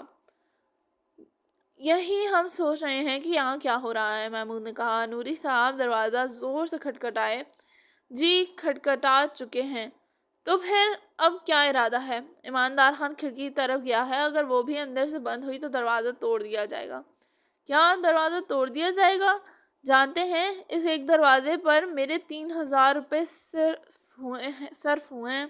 سیٹھ کریم بھائی نے آنکھیں نکالیں۔ اس وقت دوسری طرف سے چٹکی گرنے کی آواز آئی۔ وہ چونک اٹھے، پھر دروازہ کھول دیا۔ دروازہ فاروق نے کھولا تھا۔ اس کے پیچھے ایماندار محترمانہ انداز میں پلکیں جھپکا رہا تھا اور آصف کمرے سے غائب تھا۔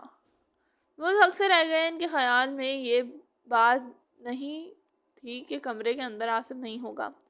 وہ جلدی سے اندر داخل ہو گئے۔ محمود، فاروق اور فرزانہ نے تیزی سے کمرے کا جائزہ لینا شروع کیا۔ نسیم نوری نے برا سا منہ بناتے ہوئے ادھر ادھر دیکھا اور بولا، آخر تمہارے والد کا اندازہ غلط نکلا، وہ فرار ہو گیا۔ اگر وہ میری بات مان لیتے اور اسے رات ہی گرفتار کر لیا جاتا تو یہ وقت نہ دیکھنا پڑتا۔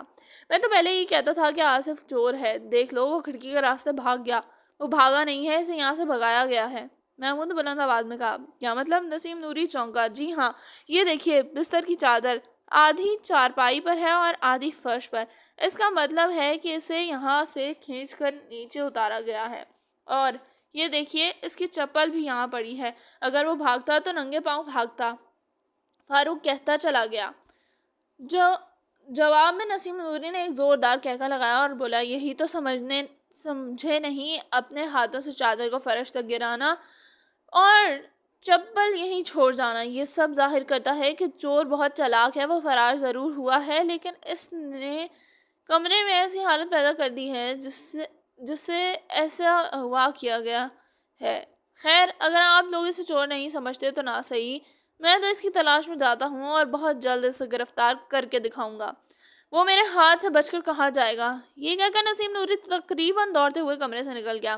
وہ کھڑے اس کے قدموں کی مدھم ہوتی آواز سنتے رہے، پھر کمرے کی طرف متوجہ ہو گئے۔ محمود کھڑکی کی طرف گیا اور باہر جھانکنے لگا۔ کھڑکی باغ میں کھلی تھی، اس میں سے کود کر باغ کے ذریعے سے بھاگنا بہت آسان تھا۔ اس کے باوجود مجھے یقین نہیں کہ آصف بھاگا نہیں۔ حالات یہی کہتے ہیں اور اس سے ایک بات اور ثابت ہوتی ہے، فرزانہ نے کہا۔ اور وہ کیا؟ یہ کہ چور یہیں کہیں آس پاس ہی رہتا ہے، وہ ہر وقت ہمارے آس پاس منڈلاتا رہتا ہے تاکہ جان سکے کہ ہم کیا کرنے کا ارادہ رکھتے ہیں۔ اس نے ضرور رات کے وقت ہمیں آصف سے باتیں کرتے سن لیا ہوگا، ہو سکتا ہے اس وقت وہ اس کھڑکی کے نیچے کھڑا ہو۔ جب اس نے دیکھا کہ آصف شک کی زد میں آ رہا ہے تو رات کو کسی وقت اسے بے ہوش کر کے یہاں سے اٹھا لے گیا تاکہ ہمیں یہ یقین ہو جائے کہ چور وہی ہے اور وہ خود صاف بچ جائے گا، فرزانہ نے خیال ظاہر کیا۔ معلوم تو یہی ہوتا ہے۔ اب سوال یہ پیدا ہوتا ہے کہ ہم کیا کریں؟ کیا ابا جان کو چل کر یہ بتائیں؟ ہاں یہ تو کرنا ہی ہوگا۔ اور انسپکٹر مشید کے پاس آئے، وہ ابھی تک ناشتے کی میز پر بیٹھے اخبار دیکھ رہے تھے۔ انہیں آتے دیکھ کر مسکرائے۔ یہ نسیم نوری کہاں دوڑ گئے؟ وہ مسٹر آصف کو گرفتار کرنے کے لیے گئے ہیں۔ کیا مطلب؟ وہ چونکے۔ جی ہاں، آصف اپنے کمرے میں موجود نہیں ہے، اس کی پلنگ کی چادر فرش تک آ گئی ہے اور چپل بھی غائب ہے، اور اس سے تم نے اندازہ لگایا کہ اسے اغوا کر لیا گیا ہے؟ انسپکٹر مشید نے پوچھا۔ جی ہاں، ہم نے غلط اندازہ لگایا ہے کیا؟ نسیم نوری کا خیال کیا ہے؟ انہوں نے جواب دینے کے بجائے سوال کیا۔ ان کا خیال ہے کہ مسٹر آصف نے ڈرامہ کھیلا ہے اور ضرور وہ فرار ہو گیا ہوگا۔ دونوں ہی باتیں ہو سکتی ہیں۔ پھر تم مجھ سے کیا چاہتے ہو؟ انہوں نے پوچھا۔ آپ ہماری رہنمائی فرمائیں، اب ہم کیا کریں؟ دیکھو بھائی، تم خود ہی یہ کیس خود حل کرنے کی تجویز پیش کی تھی، اب مجھ سے نہ پوچھو۔ میں الگ رہ کر چور کا پتہ لگانے کی کوشش کروں گا، تم الگ کوشش کرو اور نسیم نوری کو الگ کوشش کرنے دو۔ اس طرح 3 پارٹیاں ہو جائیں گی، کوئی ایک تو چور تک پہنچ ہی جائے گا۔ بہت اچھا، اگر آپ یہی مرضی ہے تو یوں ہی صحیح، فرزانہ نے مسکرا کر کہا۔ میری نہیں، تمہاری، یہ تجویز تمہاری تھی۔ جی ہاں۔ وہ اٹھ کر جانے لگے تو انسپکٹر مشید نے ہاتھ کے اشارے سے انہیں روکتے ہوئے کہا، البتہ جو چیزیں میرے سامنے آئی ہیں میں تمہیں ان سے ضرور باخبر کر دیتا ہوں۔ تمہیں یاد ہوگا کہ کل میں نے سیٹھ کریم بھائی سے ان کے بھائی عظیم کی تصویر کے بارے میں کہا تھا، انہوں نے آج صبح مجھے ان کی ایک تصویر دی ہے۔ اگر تم تینوں اس تصویر کو غور سے دیکھ سکو، شاید اس طرح تمہاری کچھ مدد ہو جائے۔ جی ہاں، ہم ضرور اس تصویر کو دیکھیں گے۔ اچھی بات ہے، یہ کہہ کر انہوں نے اپنی جیب سے تصویر نکال کر ان کی طرف بڑھا دی۔ تینوں تصویر پر جھک گئے۔ یہ ایک نوجوان اور خوبصورت آدمی کی تصویر تھی، اس کے ہونٹوں پر ایک شریر مسکراہٹ تھی، نقش و نگار سیٹھ کریم بھائی سے ملتے جلتے تھے۔ وہ چند سیکنڈ تک تصویر کو غور سے دیکھتے رہے، پھر محمود نے کہا، ابا جان کیا اسے کچھ دیر کے لیے ہم اپنے پاس رکھ سکتے ہیں؟ ہاں ضرور، لیکن اسے حفاظت سے رکھنا۔ سیٹھ کریم بھائی کے پاس اور کوئی تصویر نہیں ہے، نہ ہی اس کا نیگیٹو ان کے پاس ہے۔ جی اچھا، اب ہم اپنے کمرے میں جا کر اپنا پروگرام ترتیب دیں گے، ہمیں کیا کرنا چاہیے، اور اس تصویر کو بھی غور کریں گے۔ ٹھیک ہے، میری طرف سے اجازت ہے، جو تمہارا جی آئے کرو۔ وہ اپنے کمرے میں آئے اور تصویر کو ایک بار پھر غور سے دیکھنے لگے۔ کیا خیال ہے، یہ تصویر 10 سال پہلے کی ہے؟ اب اس شخص کی صورت کیسی ہوگی؟ محمود بولا، تقریباً بوڑھا ہو چکا ہوگا، بال بھی سفید ہونے لگے ہوں گے۔ فرزانہ نے کہا، اور اگر اس کے چہرے پر داڑھی بھی ہوگی تو پہچاننا اور بھی مشکل ہو جائے گا۔ فاروق نے کہا، سوال یہ ہے کہ اس کیس میں آصف کے والد کا کیا تعلق ہے؟ آخر ہم اس کا تعلق ثابت کرنے کی کوشش کیوں کر رہے ہیں؟ فرزانہ نے کہا، ابا جان نے یہ تصویر ہمیں بلا وجہ نہیں دی۔ محمود بولا، جہاں تک میرا خیال ہے، آصف کے والد کے بارے میں ہمیں زیادہ سے زیادہ معلومات حاصل کرنا ہوں گی، اس کے بغیر ہم کیس حل ہوتا نظر نہیں آئے گا۔ فرزانہ نے پرزور لہجے میں کہنا شروع کیا۔ فرزانہ کا خیال ٹھیک معلوم ہوتا ہے، لیکن اس وقت تو ضرورت ہے مسٹر آصف کو ڈھونڈنے کی۔ کیا خیال ہے ہم تینوں اسے ڈھونڈنے نکلیں؟ محمود نے کہا، کیا ضرورت ہے؟ اس کی تلاش میں نسیم نوری جا تو چکے ہیں۔ فاروق نے منہ بنایا۔ ہو سکتا ہے وہ اسے تلاش نہ کر سکیں۔ فرزانہ بولی۔ اپنے ہو سکتا ہے کہ اپنے پاس ہی رکھو، فاروق نے جھلا کر کہا۔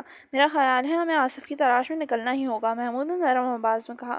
لیکن ہم بھی تو قصبے میں نئے ہیں، بھلا ہم اسے کہاں تلاش کریں گے؟ سیٹھ کریم بھائی کی حویلی میں، فرزانہ نے ایک دم کہا۔ کیا مطلب؟ محمود اور فاروق ایک ساتھ بولے۔ ہو سکتا ہے چور اسے وہیں لے گیا ہو، فرزانہ نے خیال ظاہر کیا۔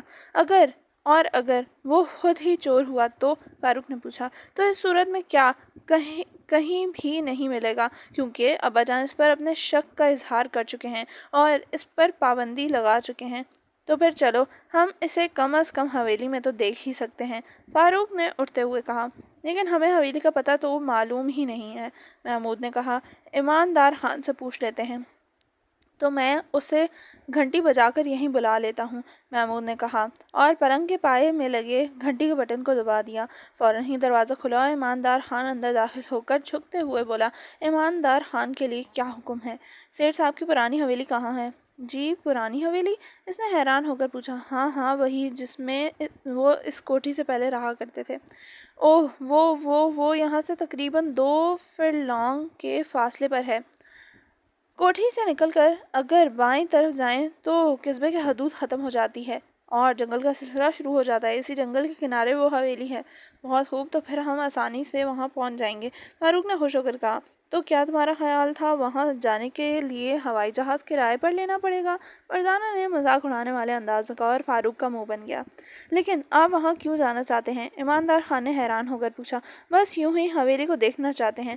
لیکن حویلی میں تو تالا لگا ہوا ہے، ایماندار خان بولا۔ تو کیا ہوا، ہم سیٹھ صاحب کو اس کی چابی سے لے لیتے ہیں۔ چابی تو خیر مجھے معلوم ہے کہ کہاں رکھی رہتی ہے، آپ پہلے سیٹھ صاحب سے اجازت لے لیں۔ اچھا، محمود نے کہا، اور تینوں سیٹھ کریم بھائی کے کمرے میں آ گئے۔ ان سے حویلی دیکھنے کا خیال ظاہر کیا۔ انہوں نے بڑی خوشی سے اجازت دے دی اور ایماندار خان سے کہا کہ انہیں چابی دے دے۔ ایماندار خان چابی لینے کے لیے گیا، لیکن جلد ہی وہ بوکھلایا ہوا واپس آ گیا۔ سیٹھ صاحب نے اسے حیران ہو کر دیکھا۔ کیوں، کیا بات ہے، خیر تو ہے؟ جی حویلی کی چابی میز کو دراز میں نہیں ہے، اس نے گھبرا کر کہا۔ کیا کہا، چابی نہیں ہے؟ تو اس میں گھبرانے کی کیا بات ہے، حویلی میں رکھا ہی کیا ہے، خالی ہی تو پڑی ہے، میں انہیں اس تالے کی دوسری چابی دے دیتا ہوں جو میرے پاس ہے۔ یہ کہہ کر سیٹھ صاحب نے اپنی تجوری کھولی اور چابی نکالنے لگے۔ اس وقت فاروق کو کچھ خیال آیا۔ انکل، کیا یہ وہی تجوری ہے جس میں سے زیورات چرائے گئے تھے؟ اس نے پوچھا۔ نہیں میاں، بھلا میں اس تجوری کو اپنے پاس کیسے رکھ سکتا ہوں، میں نے تو دوسرے دن ہی یہ تجوری مانگ لی تھی۔ تو کیا وہ کھلی ملی تھی؟ ہاں، اس کے دونوں پٹ کھلے ہوئے تھے۔ یہ کہتے ہوئے انہوں نے چابی ان کی طرف بڑھا دی۔ چابی لے کر وہ سیٹھ کریم بھائی کے کمرے سے نکل آئے۔ کیا ہمیں ابا جان سے مشورہ لینا چاہیے؟ ان سے مشورہ رات کو کریں گے، جب ہم پورے دن کی رپورٹ دینے کے قابل ہو جائیں گے۔ انہوں نے ہمیں کھلی چھٹی دے رکھی ہے۔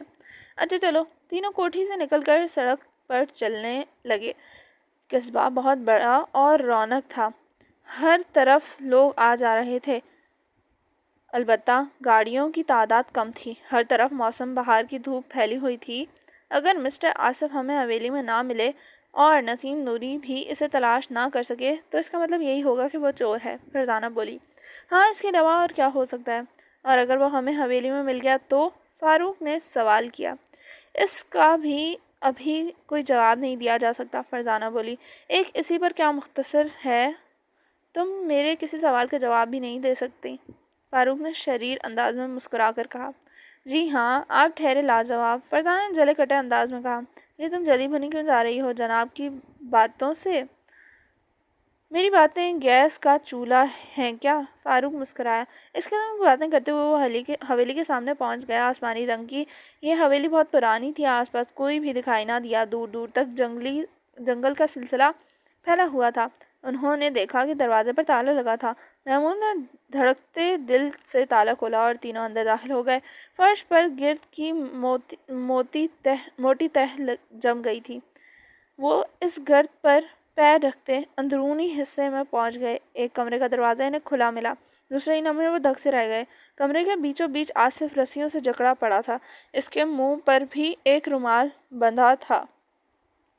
انہوں نے دوڑ کر آصف کے منہ پر باندھا ہوا رومال کھولا اور پھر دوسری رسیاں کھولنے لگے۔ آصف ہوش میں ہی تھا، لیکن جب تک اس کی تمام رسیاں کھل نہ گئیں زبان سے کچھ نہ بولا۔ شکر ہے خدا کا آپ لوگ آ گئے، ورنہ میں تو یہاں بھوکا پیاسا تڑپ تڑپ مر جاتا۔ آخر یہ ہوا کیسے؟ محمود نے پوچھا۔ رات کے بعد آپ لوگ تو مجھ سے مل کر چلے گئے تھے، لیکن میری نیند اڑ گئی تھی۔ میں حیران تھا کہ دونوں تحریریں ایک دوسرے سے اس قدر کس طرح مل سکتی ہیں، جبکہ خط میں نے نہیں لکھا تھا۔ پریشانی بھی تھی کہ کہیں مجھے گرفتار نہ کر لیا جائے۔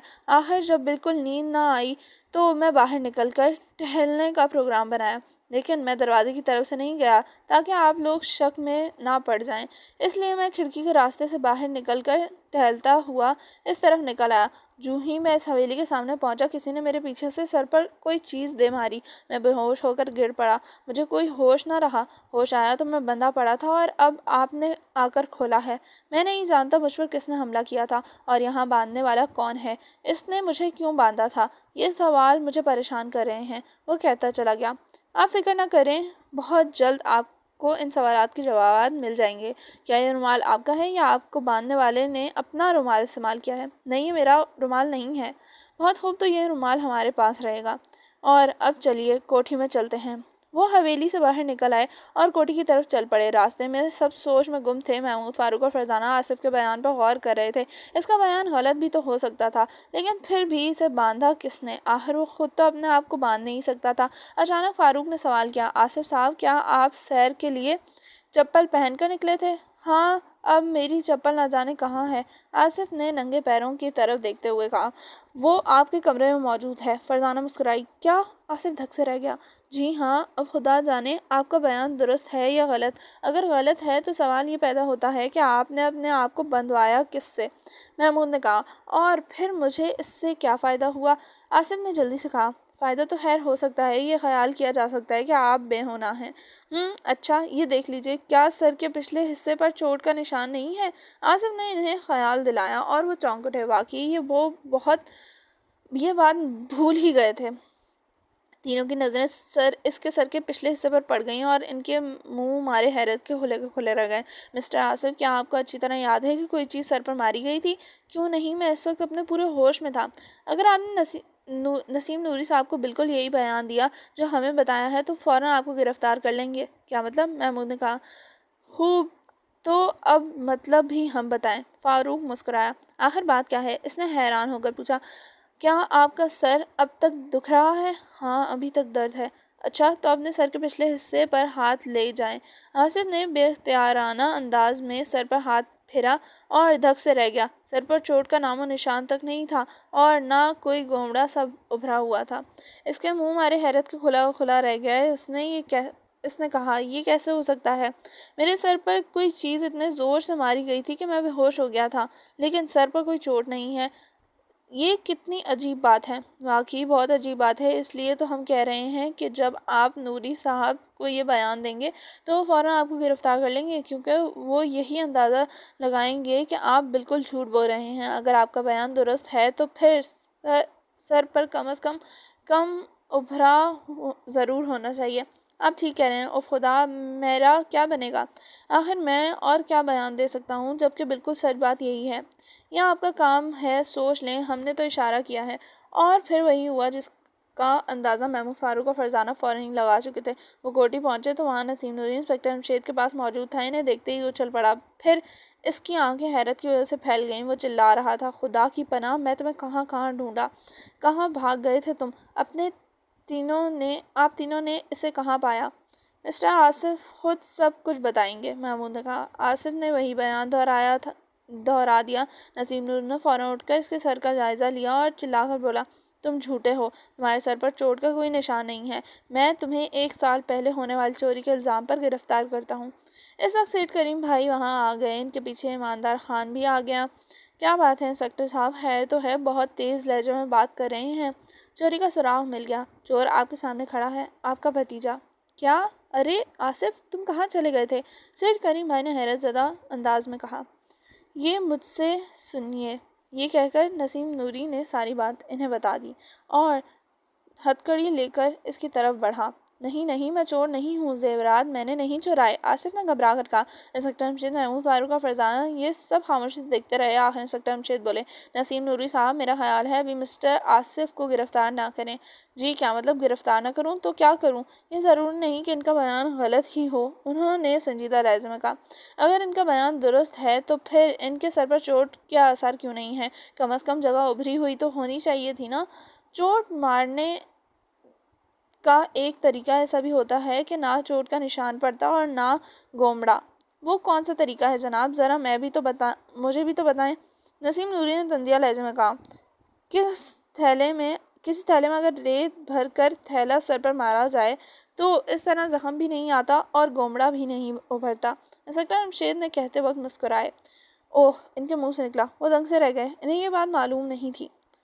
وہ ابھی تک کسی نتیجے پر نہیں پہنچ سکے تھے۔ چور 7 پردوں میں چھپا ہوا تھا، اگرچہ ان مکھ کے آس پاس ہی کہیں موجود تھے۔ آصف، انسپکٹر جمشید نے ایک بار پھر گرفتاری سے بچا لیا تھا اور وہ اب کمرے ہی میں موجود تھا، لیکن اس کی ساری شوخی دور ہو چکی تھی۔ وہ مارا، میں سمجھ گیا، فاروق نے چٹھی بجاتے ہوئے اچھلتے ہوئے کہا۔ کیا مارا؟ اور تم کیا سمجھ گئے؟ محمود نے برا سا منہ بنا کر کہا۔ میرے کچھ مارنے اور سمجھنے سے تمہارا منہ کیوں بن گیا ہے؟ فاروق نے شریر انداز میں کہا۔ اس لیے کہ بات کچھ نہیں ہوتی اور اچھل اس طرح پڑتے ہو جیسے کوئی تیر مارا ہو، حالانکہ بات وہی نکلتی ہے، کھودا چوہا اور نکلا پہاڑ۔ محمود نے منہ کو اور بھی بنا لیا۔ کیا کہا؟ کھودا چوہا؟ اور لو فرزانہ یہ اب چوہا کھودنے لگا۔ فاروق نے ہنس کر کہا، اسی لیے کہ پہاڑ تو ان سے کھدے گا نہیں۔ سیدھی طرح بتاؤ، کیا سمجھ گئے ہو تم؟ محمود نے تیزی سے کہا۔ یہ کہہ کر میں نے جان لیا ہے کہ چور کون ہے۔ کیا کہا؟ تم جان گئے ہو؟ ہاں، اور میں آج شام کھانے کی میز پر ایک اعلان کر دوں گا۔ اس اعلان کے بعد ہم اپنے کمرے میں آ جائیں گے، یہاں آ کر کچھ مشورہ کریں گے اور صبح تک انشاءاللہ چور کو پکڑ لیا جائے گا، فاروق نے بتایا۔ بھائی واہ، کتنا آسان کام ہے، تم تو یوں ہی اپنا دماغ کھپا رہے ہیں، ہم تو یوں ہی اپنا دماغ کھپا رہے ہیں، ہمیں تو شروع سے ہی فاروق کے ذمہ یہ کام لگا دینا چاہیے تھا، بس یہ چٹکی بتاتے ہی چور کو پکڑ لیتے۔ فرزانہ نے اس کا مذاق اڑایا۔ سنو، میں مذاق نہیں کر رہا، آج رات کھانے کی میز پر میں ایک اعلان کروں گا۔ آخر وہ اعلان کیا ہوگا؟ محمود نے الجھ کر کہا۔ کھانے کی میز پر سن لینا۔ تمہارے ذہن میں کیا ہے؟ فرزانہ نے بے چین ہو کر پوچھا۔ ذہن؟ فاروق طرز سے بولا۔ تو تم نے ابھی کہا ہے کہ چور کو پہچان گئے ہو، تو بتاؤ وہ کون ہے؟ میرا اندازہ ہے کہ اور اس اندازے پر میں آج اپنے پروگرام پر عمل کرنے کے بعد یقین کرنے کے قابل ہو جاؤں گا۔ تمہارا اندازہ کیا ہے؟ ذرا ہم بھی تو سنیں۔ میں نے کہا تو ہے کہ کھانے کی میز پر سن لینا، وہاں تو تم اعلان کرو گے، یہ تو نہیں بتاؤ گے کہ چور کسے سمجھتے ہو۔ ہاں یہ ٹھیک ہے، تو پھر بتاؤ چور کسے سمجھتے ہو؟ نسیم نوری کو، فاروق نے ڈرامائی انداز میں کہا۔ کیا کہا؟ نسیم نوری کو؟ ہاں، وہی ایک ایسا شخص ہو سکتا ہے جو چور ہے۔ اس نے 1 سال پہلے چوری کی تھی، وہ خود ہی تفتیش کرنے والا تھا، پھر وہ بھلا گرفتار کیسے ہوتا؟ یہ تو کوئی ثبوت نہ ہوا۔ محمود نے برا سا منہ بنا کر کہا۔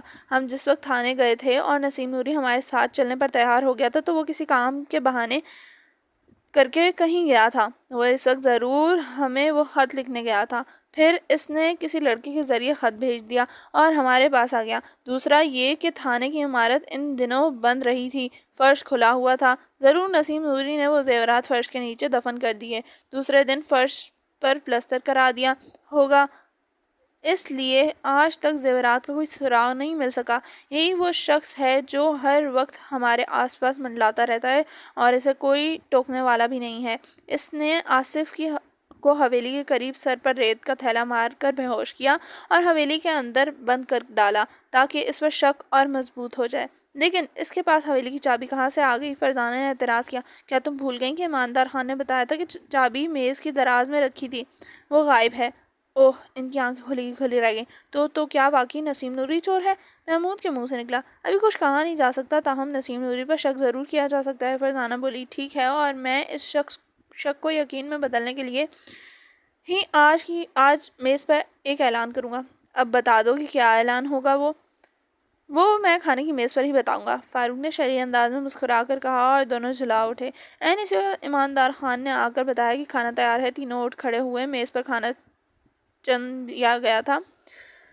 یہاں نسیم نوری بھی موجود تھے۔ ان کے جاتے ہی کھانا شروع کر دیا گیا۔ آخر وہ فارغ ہوئے اور فاروق نے کہا، ابا جان، ہم چور کے متعلق ایک اندازہ لگانے میں کامیاب ہو گئے ہیں اور انشاءاللہ صبح ناشتے کی میز پر ہم بتائیں گے کہ وہ اندازہ کیا ہے۔ بہت خوب، لیکن تم ابھی کیوں نہیں بتا سکتے؟ جی وہ اس لیے کہ آج ہم اپنے کمرے میں کچھ غور کرنا چاہتے ہیں تاکہ اندازے کو یقین میں بدلا جا سکے۔ بہت اچھا، جیسے تمہاری مرضی، انسپکٹر امشید بولے۔ مجھے یہ سن کر خوشی ہوئی کہ سیٹھ کریم بھائی بولے، انسپکٹر امشید، کیا آپ اب تک کوئی اندازہ نہیں لگا سکے؟ لگایا تو ہے، مگر میں پہلے ان کا اندازہ جاننا چاہتا ہوں، پھر اپنا خیال پیش کروں گا۔ یہ بھی ہو سکتا ہے کہ یہ تینوں میں ہی ایک ہی نتیجے پر پہنچے ہوں۔ ہماری ایک شرط بھی ہے، فاروق بول اٹھا۔ ہاں ہاں ضرور بتائیں، میں ہر وہ کام کروں گا جو آپ کہیں گے۔ میں تو بس اپنے زیورات چاہتا ہوں۔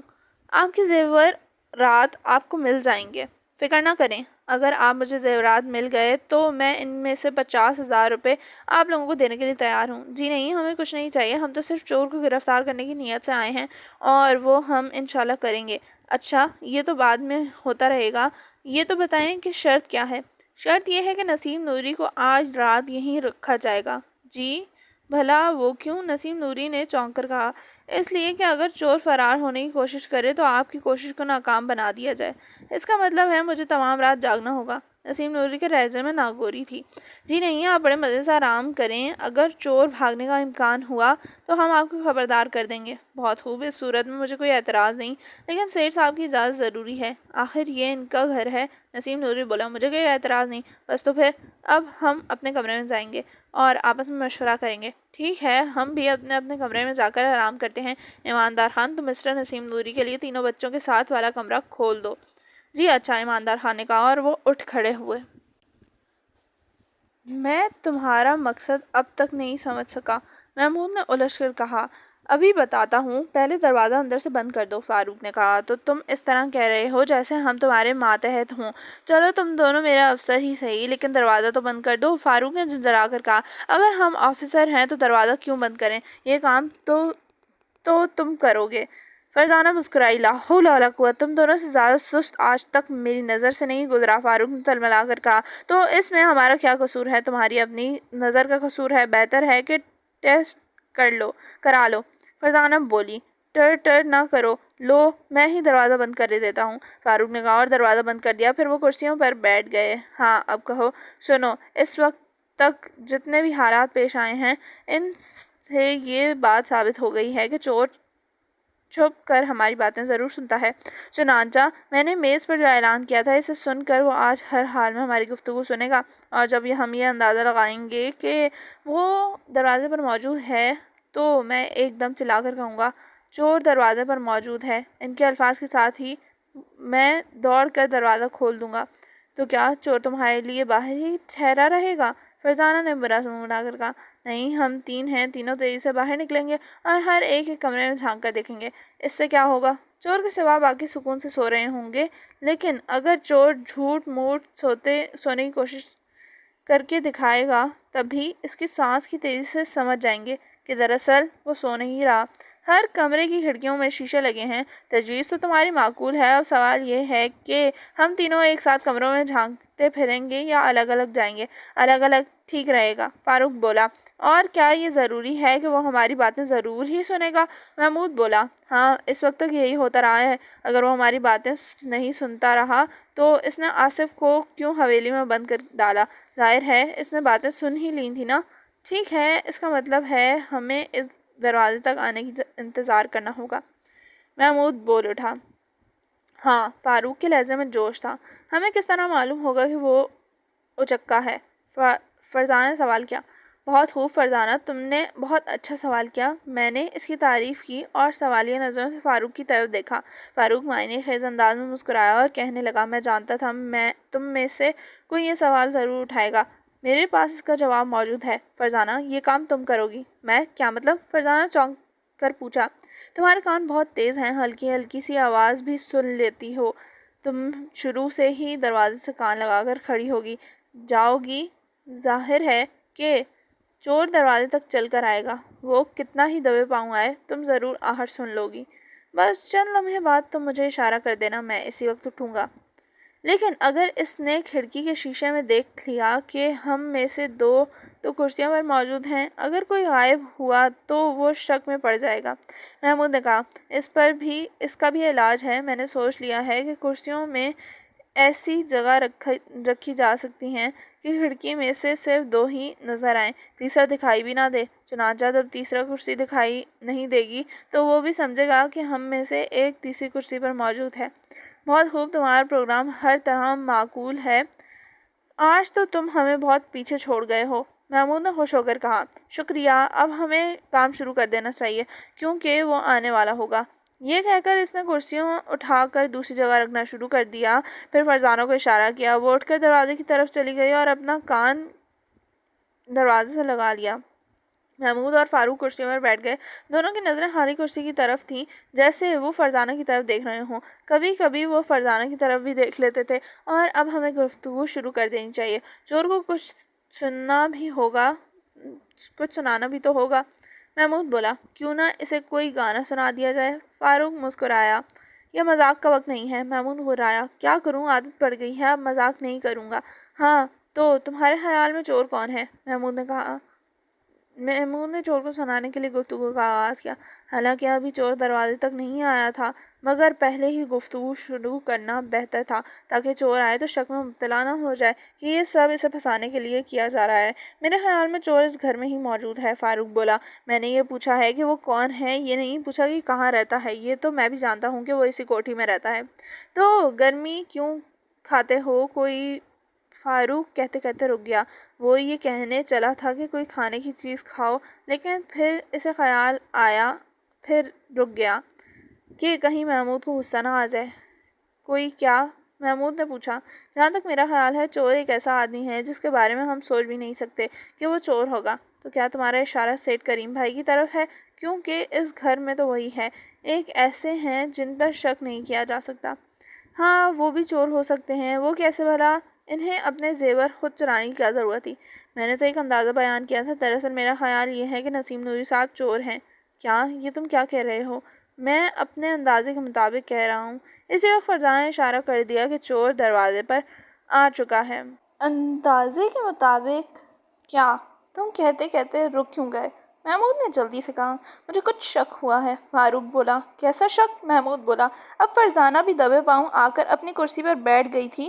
یہ کہ کوئی دروازے سے لگا ہماری باتیں سن رہا ہے. لیکن نہیں, یہ میرا وہم ہے. بھلا کون دروازے سے لگ کر باتیں سن سکتا ہے؟ چور, فرزانہ چہکی. اوہ ہاں, تو آؤ دروازہ کھول کر دیکھیں. فاروق نے تیز لہجے میں کہا اور تینوں دروازے کی طرف دوڑے. فرزانہ کو یوں محسوس ہوا جیسے کوئی تیز تیز قدم اٹھاتا دروازے سے دور جا رہا ہے. انہوں نے چٹکی گرا دی اور باہر نکل آئے. دوسرے ہی لمحے وہ مختلف سمتوں میں دوڑ جا رہے تھے. اب ان کا کام یہ تھا کہ وہ ایک ایک کمرے میں جھانکتے جا رہے تھے. فرزانہ سب سے پہلے سیٹھ کریم کے دروازے پر پہنچی. وہ پلنگ پر لیٹے سو رہے تھے. فاروق نسیم نوری کے کمرے کے دروازے پر پہنچا. وہ بھی سو رہا تھا. محمود آصف کے کمرے پر پہنچا. وہ بیٹھا کوئی فلمی رسالہ پڑھ رہا تھا. محمود نے ایک نظر رسالے پر ڈالی اور دوسری آصف کے پیٹ پر. وہ یہ اندازہ لگانا چاہتا تھا کہ آصف کا پیٹ تیزی سے پھول رہا ہے اور پچک رہا ہے یا نہیں. پھر وہ آگے بڑھ گیا. آگے سرونٹ کوارٹر تھا. اس کا دروازہ کھلا تھا. محمود نے دیکھا ایماندار خان بیٹھا اپنے جوتوں پر پالش کر رہا تھا. اسے اپنے دروازے پر آتے دیکھ کر اس نے سر اوپر اٹھایا. خیر تو ہے جناب, اگر آپ کو میری ضرورت تھی تو گھنٹی بجا لی ہوتی. اس نے اطمینان سے بھرپور لہجے میں کہا. نہیں شکریہ, ایسی کوئی بات نہیں, میں تو یوں ہی ٹہلتا ہوا نکل آیا تھا. یہ کہہ کر وہ واپس مڑا اور اپنے کمرے میں آ گیا. فاروق اور فرزانہ اس سے پہلے آ چکے تھے. کیوں, کیا رہا؟ ٹائم فش, فاروق نے مایوسانہ لہجے میں کہا. اور تم فرزانہ, تم نے کیا دیکھا؟ خاک دھول. واہ, بہت اچھی چیزیں دیکھ آئی ہو. تم اپنی سناؤ, کیا تم نے تیر مار آئے ہو؟ اندھیرے میں تیر چلانے کا فائدہ مشکل سے ہی ہوتا ہے. محمود نے کہا. ہم نے یہ پروگرام بنایا تو ضرور تھا, لیکن ہم بھول گئے کہ چور ہم سے بھی زیادہ چالاک ہے. دیکھو نا, اگر کوئی آدمی کروٹ کے بل لیٹ جائے تو صاف نظر نہیں آتا کہ وہ جھوٹ موٹ کا سو رہا تھا یا سچ مچ کا؟ تو کیا آصف اور ایماندار خان بھی سوئے ملے ہیں؟ نہیں، اتفاق سے وہ دونوں جاگ رہے تھے۔ آصف ایک فلمی رسالہ پڑھ رہا تھا اور ایماندار خان اپنے جوتوں پر پالش کر رہا تھا۔ بیچارے کو صبح وقت نہیں ملتا ہوگا۔ اس کا مطلب ہے ہم ناکام رہے۔ ہاں، محمود کے منہ سے نکلا۔ اب ہم صبح کیا جواب دیں گے؟ فاروق نے پریشان ہو کر کہا۔ ایسا اعلان کرنے کی ضرورت ہی کیا تھی؟ فرزانہ کے منہ سے نکلا۔ میرا خیال تھا تجربہ کامیاب رہے گا۔ اب سو جاؤ، صبح دیکھا جائے گا۔ کیا بات ہے، تمہیں بہت ہنسی آ رہی ہے؟ فاروق نے جلے کٹے لہجے میں کہا۔ تو اور کیا کروں؟ روؤں؟ میں ناکامیوں پر رویا نہیں کرتا۔ جی ہاں، ہم ہی تو روتے ہیں، فرزانہ طرز سے بولی۔ کیوں نہ آج رات ہم جاگ کر گزاریں؟ فاروق نے کچھ سوچ کر کہا۔ کیوں، اس سے کیا ہوگا؟ محمود بولا۔ شاید آج رات چور کوئی حرکت کرے، کیونکہ وہ جانتا ہے کہ صبح ہم اپنا اندازہ بیان کریں گے۔ بات تو ٹھیک ہے، فرزانہ بولی۔ تو پھر ایسا کرتے ہیں کہ باری باری جاگتے ہیں۔ تینوں کو جاگنے کی کیا ضرورت ہے؟ یہ ٹھیک رہے گا، محمود نے کہا۔ سب سے پہلے میں جاگوں گا، تم دونوں سو جاؤ۔ بہت اچھا۔ فاروق اور فرزانہ سونے کے لیے لیٹ گئے اور محمود کمرے سے باہر نکل گیا۔ رات دبے پاؤں گزر رہی تھی۔ محمود برآمدوں میں آہستہ آہستہ ٹہل رہا تھا۔ برآمدوں میں تاروں کی روشنی کی وجہ سے دیکھا جا سکتا تھا، یوں سب بلب بجھے ہوئے تھے۔ اچانک اس نے محسوس کیا کوٹھی کا صدر دروازہ کھلا ہے۔ ہلکی سی چڑچڑاہٹ کی آواز اس کے کانوں سے ٹکرائی۔ وہ حیرت زدہ رہ گیا، پھر تیزی سے دروازے کی طرف بڑھا۔ اس نے دیکھا ایک سایہ سا دروازے میں نکل کر جا رہا تھا۔ ایک پل کے لیے اس نے سوچا کہ فاروق اور فرزانہ کو باخبر کر دے کہ تنہا ہی اس کے پیچھے جائے۔ پھر خیال آیا کہ انہیں اٹھانے کی کہیں دیر نہ ہو جائے اور یہ نظروں سے اوجھل نہ ہو جائے۔ یہ سوچتے ہی وہ باہر نکل آیا۔ اب وہ کافی فاصلہ درمیان میں رکھ کر اس کا پیچھا کر رہا تھا۔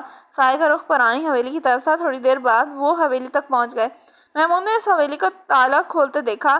اس کا دل دھک دھک کرنے لگا۔ دروازہ کھلنے پر سایہ اس کی نظروں سے اوجھل ہو گیا۔ اس نے آؤ دیکھا نتاؤ دیکھا، تیزی سے آگے بڑھا۔ حویلی کا دروازہ چوپٹ کھلا تھا اور دیوار کے ساتھ لگ کر آگے گھسکنے لگا۔ اسے ڈر تھا کہ ذرا سی آہٹ بھی پیدا ہو گئی تو سایہ چونک جائے گا اور پھر شاید وہ فرار ہی ہو جائے۔ اس نے دیا سلائی رگڑنے کی آواز سنی، شاید سایہ کوئی موم وغیرہ جلا رہا تھا۔ دوسرے ہی لمحے وہ ایک کمرے میں مدھم سی روشنی چھلکی۔ وہ اس طرف بڑھا۔ احتیاط کا دامن اس نے ابھی تک نہیں چھوڑا تھا۔ وہ جانتا تھا کہ اس وقت اس کے پاس کوئی ہتھیار نہیں ہے، جبکہ عین ممکن تھا کہ چور کے پاس پستول یا چاقو وغیرہ ہو۔ دیوار سے لگ کر آگے کھسکتے ہوئے جب وہ اس کمرے کے دروازے کے قریب پہنچا تو اسے اندر ایک عجیب منظر نظر آیا۔ چور اندر موجود تھا۔ اس کے سامنے زیور کا ایک چھوٹا سا ڈھیر لگا ہوا تھا۔ وہ انہیں پاگلوں کی طرح دونوں ہاتھوں سے اچھال رہا تھا اور پھر اچانک اس کے کینکر گونج اٹھے۔ محمود نے سوچا اب اسے یہاں نہیں ٹھہرنا چاہیے۔ وہ مڑا اور اسی طرح کھسکتا ہوا باہر آ گیا۔ صبح ناشتے کی میز پر جاتے ہوئے فاروق اور فرزانہ محمود پر بری طرح برس رہے تھے۔ آخر تم نے ہمیں اپنی باری کے بعد کیوں نہیں جگایا؟ بھائی، ضرورت نہیں رہی تھی۔ ضرورت نہیں رہی تھی؟ کیا مطلب؟ فرزانہ چونکی۔ ہاں، چند منٹ صبر کرو، ابھی ناشتے کے میز پر سب کچھ سامنے آ جائے گا۔ کیا سامنے آ جائے گا؟ فاروق نے حیران ہو کر کہا۔ جو کچھ بھی اس واقعے کی تہہ پر کام کر رہا ہے۔ تو کیا تم تہہ تک پہنچ چکے ہو؟ ہاں، خیال تو صحیح ہے، محمود مسکرایا۔ وہ میز پر پہنچ چکے تھے۔ ایماندار خان ناشتہ میز پر لگا رہا تھا۔ چند منٹ بعد ناشتہ شروع ہو گیا۔ فارغ ہونے کے بعد سیٹھ کریم بولے۔ ہاں بھائی، آج آپ لوگ اپنے اندازے کا اظہار کریں گے۔ جی ہاں، ہم نہ صرف اندازے کی بات کریں گے بلکہ آج آپ کے چور کو بھی بے نقاب کر دیں گے۔ کیا مطلب؟ کیا آپ لوگ جان چکے ہیں کہ چور کون ہے؟ ہاں ابا جان، ہمیں افسوس ہے کہ ہم آپ سے پہلے چور تک پہنچ گئے۔ اس مرتبہ محمود نے انسپکٹر جمشید سے کہا۔ مجھے خوشی ہے بھائی، اور پھر میں نے تو کچھ کیا ہی نہیں، ہاتھ پر ہاتھ دھرے بیٹھا رہا۔ تو پھر ذرا جلدی بتائیے چور کون ہے؟ نسیم نوری نے بے تاب ہو کر کہا۔ محمود نے اسے طنز بھری نظروں سے دیکھا اور کہنے لگا۔ ہم نے رات اعلان کیا تھا کہ آج ناشتے کی میز پر اپنا اندازہ بتائیں گے۔ اس کے بعد ہم اپنے کمرے میں چلے گئے تھے۔ وہاں ہمیں آپس میں مشورہ کرنا تھا، چنانچہ یہی ہوا۔ چور ہماری باتیں سننے کے لیے دروازے سے کان لگا کر کھڑا ہو گیا۔ اگر اس سے یہ معلوم ہو جاتا کہ ہماری بہن کے کان بہت تیز ہیں اور وہ قدموں کی ہلکی ہلکی سی چاپ بھی سن لیتی ہے تو وہ یہ حماقت نہ کرتا۔ خیر، فرزانہ کو معلوم ہو گیا کہ چور دروازے پر آ چکا ہے۔ بس ہم یہ کہہ کر دروازے کی طرف بڑھے اور چور ضرور ہماری باتیں سن رہا تھا۔ ہم نے دروازہ کھولا تو باہر کوئی نہیں تھا۔ ظاہر ہے کہ چور وہاں سے کھسک گیا تھا۔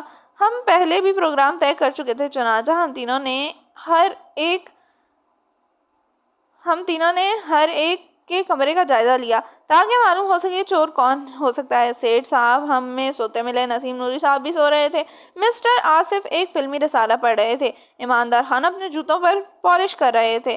ہم نے سوچا یہ تھا کہ چور کو اتنا وقت نہیں ملے گا کہ وہ جلدی سے اپنے کمرے میں جا کر سوتا بن جائے۔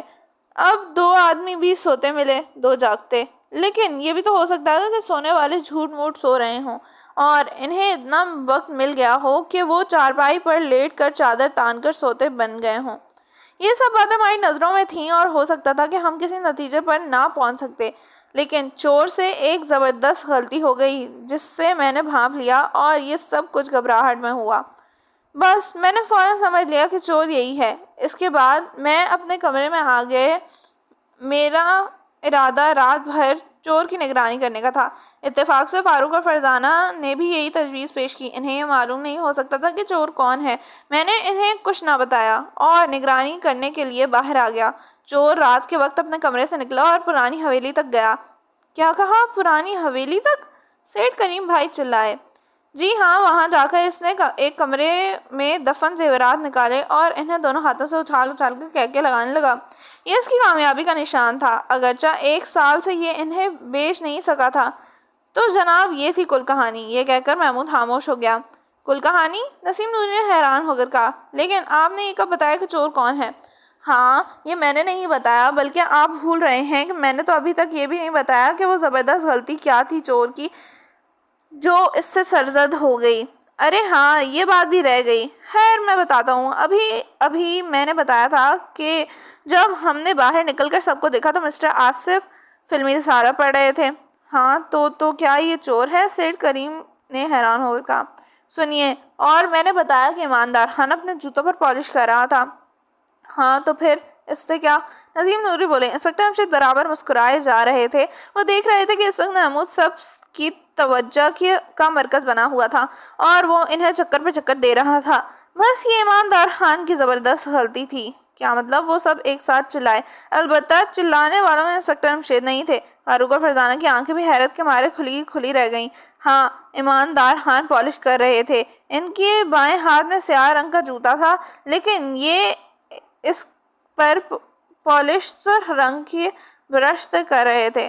کیا؟ وہ ایک بار پھر چلائے۔ پھر کمرے میں موت کی سی خاموشی چھا گئی۔ وہ سب پھٹی پھٹی آنکھوں سے ایماندار خان کو دیکھ رہے تھے اور ایماندار خان کو تو جیسے سانپ سونگھ گیا تھا۔ اچانک اس نے بھرائی ہوئی آواز میں کہا، ہاں یہ ٹھیک ہے، چور میں ہوں، مجھے گرفتار کر لو۔ نسیم نے چھلانگ مار کر اٹھ کھڑا ہوا اور اس کے ہاتھوں میں ہتھکڑیاں ڈال دیں۔ اسی وقت انسپکٹر ہمشید کی آواز انہیں سنائی دی، کہانی یہاں پر ختم نہیں ہو جاتی، ابھی اس کا کچھ حصہ باقی ہے۔ کچھ حصہ باقی ہے؟ کیا مطلب؟ محمود بری طرح چونکا۔ دوسرے بھی انسپکٹر ہمشید کو تکنے لگے۔ ہاں یہ تو ٹھیک ہے کہ ایماندار خان ہی وہ چور ہے جس نے 1 سال پہلے سیٹھ صاحب کے زیورات چرائے تھے، لیکن تم یہ نہیں بتایا کہ ایماندار خان کون ہے۔ یہ کہتے ہوئے انسپکٹر ہمشید مسکرائے۔ آپ کیا کہنا چاہتے ہیں؟ سیٹھ کریم نے حیرت زدہ انداز میں کہا۔ ایماندار خان آپ کا بھائی عظیم صاحب ہے، مسٹر آصف اپنے والد سے ملیں۔ کیا؟ آصف اور سیٹھ کریم اچھل کر کھڑے ہو گئے۔ ہاں، آج سے 10 سال پہلے ہی یہاں سے غائب ہو گئے تھے۔ وجہ میں بتاتا ہوں۔ دراصل انہیں بچپن میں ہی چوری کی عادت پڑ گئی تھی۔ ماں باپ نے انہیں نہ ٹوکا اور یہ ماہر چور بن گئے۔ گھر میں سب کچھ ہوتے ہوئے بھی انہیں چوری کا چسکا پڑ گیا۔ یہ ادھر ادھر ہاتھ مارنے لگے۔ آج سے 10 سال پہلے یہ اتفاق سے پکڑے گئے۔ سیٹھ صاحب نے انہیں بچانے کی بہت کوشش کی مگر وہ کامیاب نہ ہو سکے اور انہیں 5 سال قید کی سزا بول دی گئی، لیکن یہ جیل سے بھاگ گئے اور روح پوش ہو گئے۔ 8-9 سال انہوں نے گمنامی کی حالت میں گزارے اور اس دوران داڑھی بھی رکھ لی تاکہ پہچانے نہ جا سکیں۔ جب 8 سال کا عرصہ گزر گیا اور انہوں نے سوچ لیا کہ اب انہیں کوئی نہیں پہچان سکتا تو وہ واپس لوٹ آئے، لیکن ایک ملازم کی حیثیت سے، کیونکہ اپنے آپ ظاہر نہیں کر سکتے تھے۔ یہ صرف اپنے بیٹے کے قریب رہنا چاہتے تھے، چنانچہ یہ یہاں آ کر ایماندار خان کے نام سے ملازم ہو گئے۔ بہت جلد انہوں نے ایک گھر میں اپنی ایمانداری کا سکہ جما لیا، لیکن چوری کا چکا ابھی گیا نہیں تھا۔ ایک دن سیٹھ صاحب باہر گئے ہوئے تھے، وہ اتفاق سے اپنی چابی گھر ہی بھول گئے۔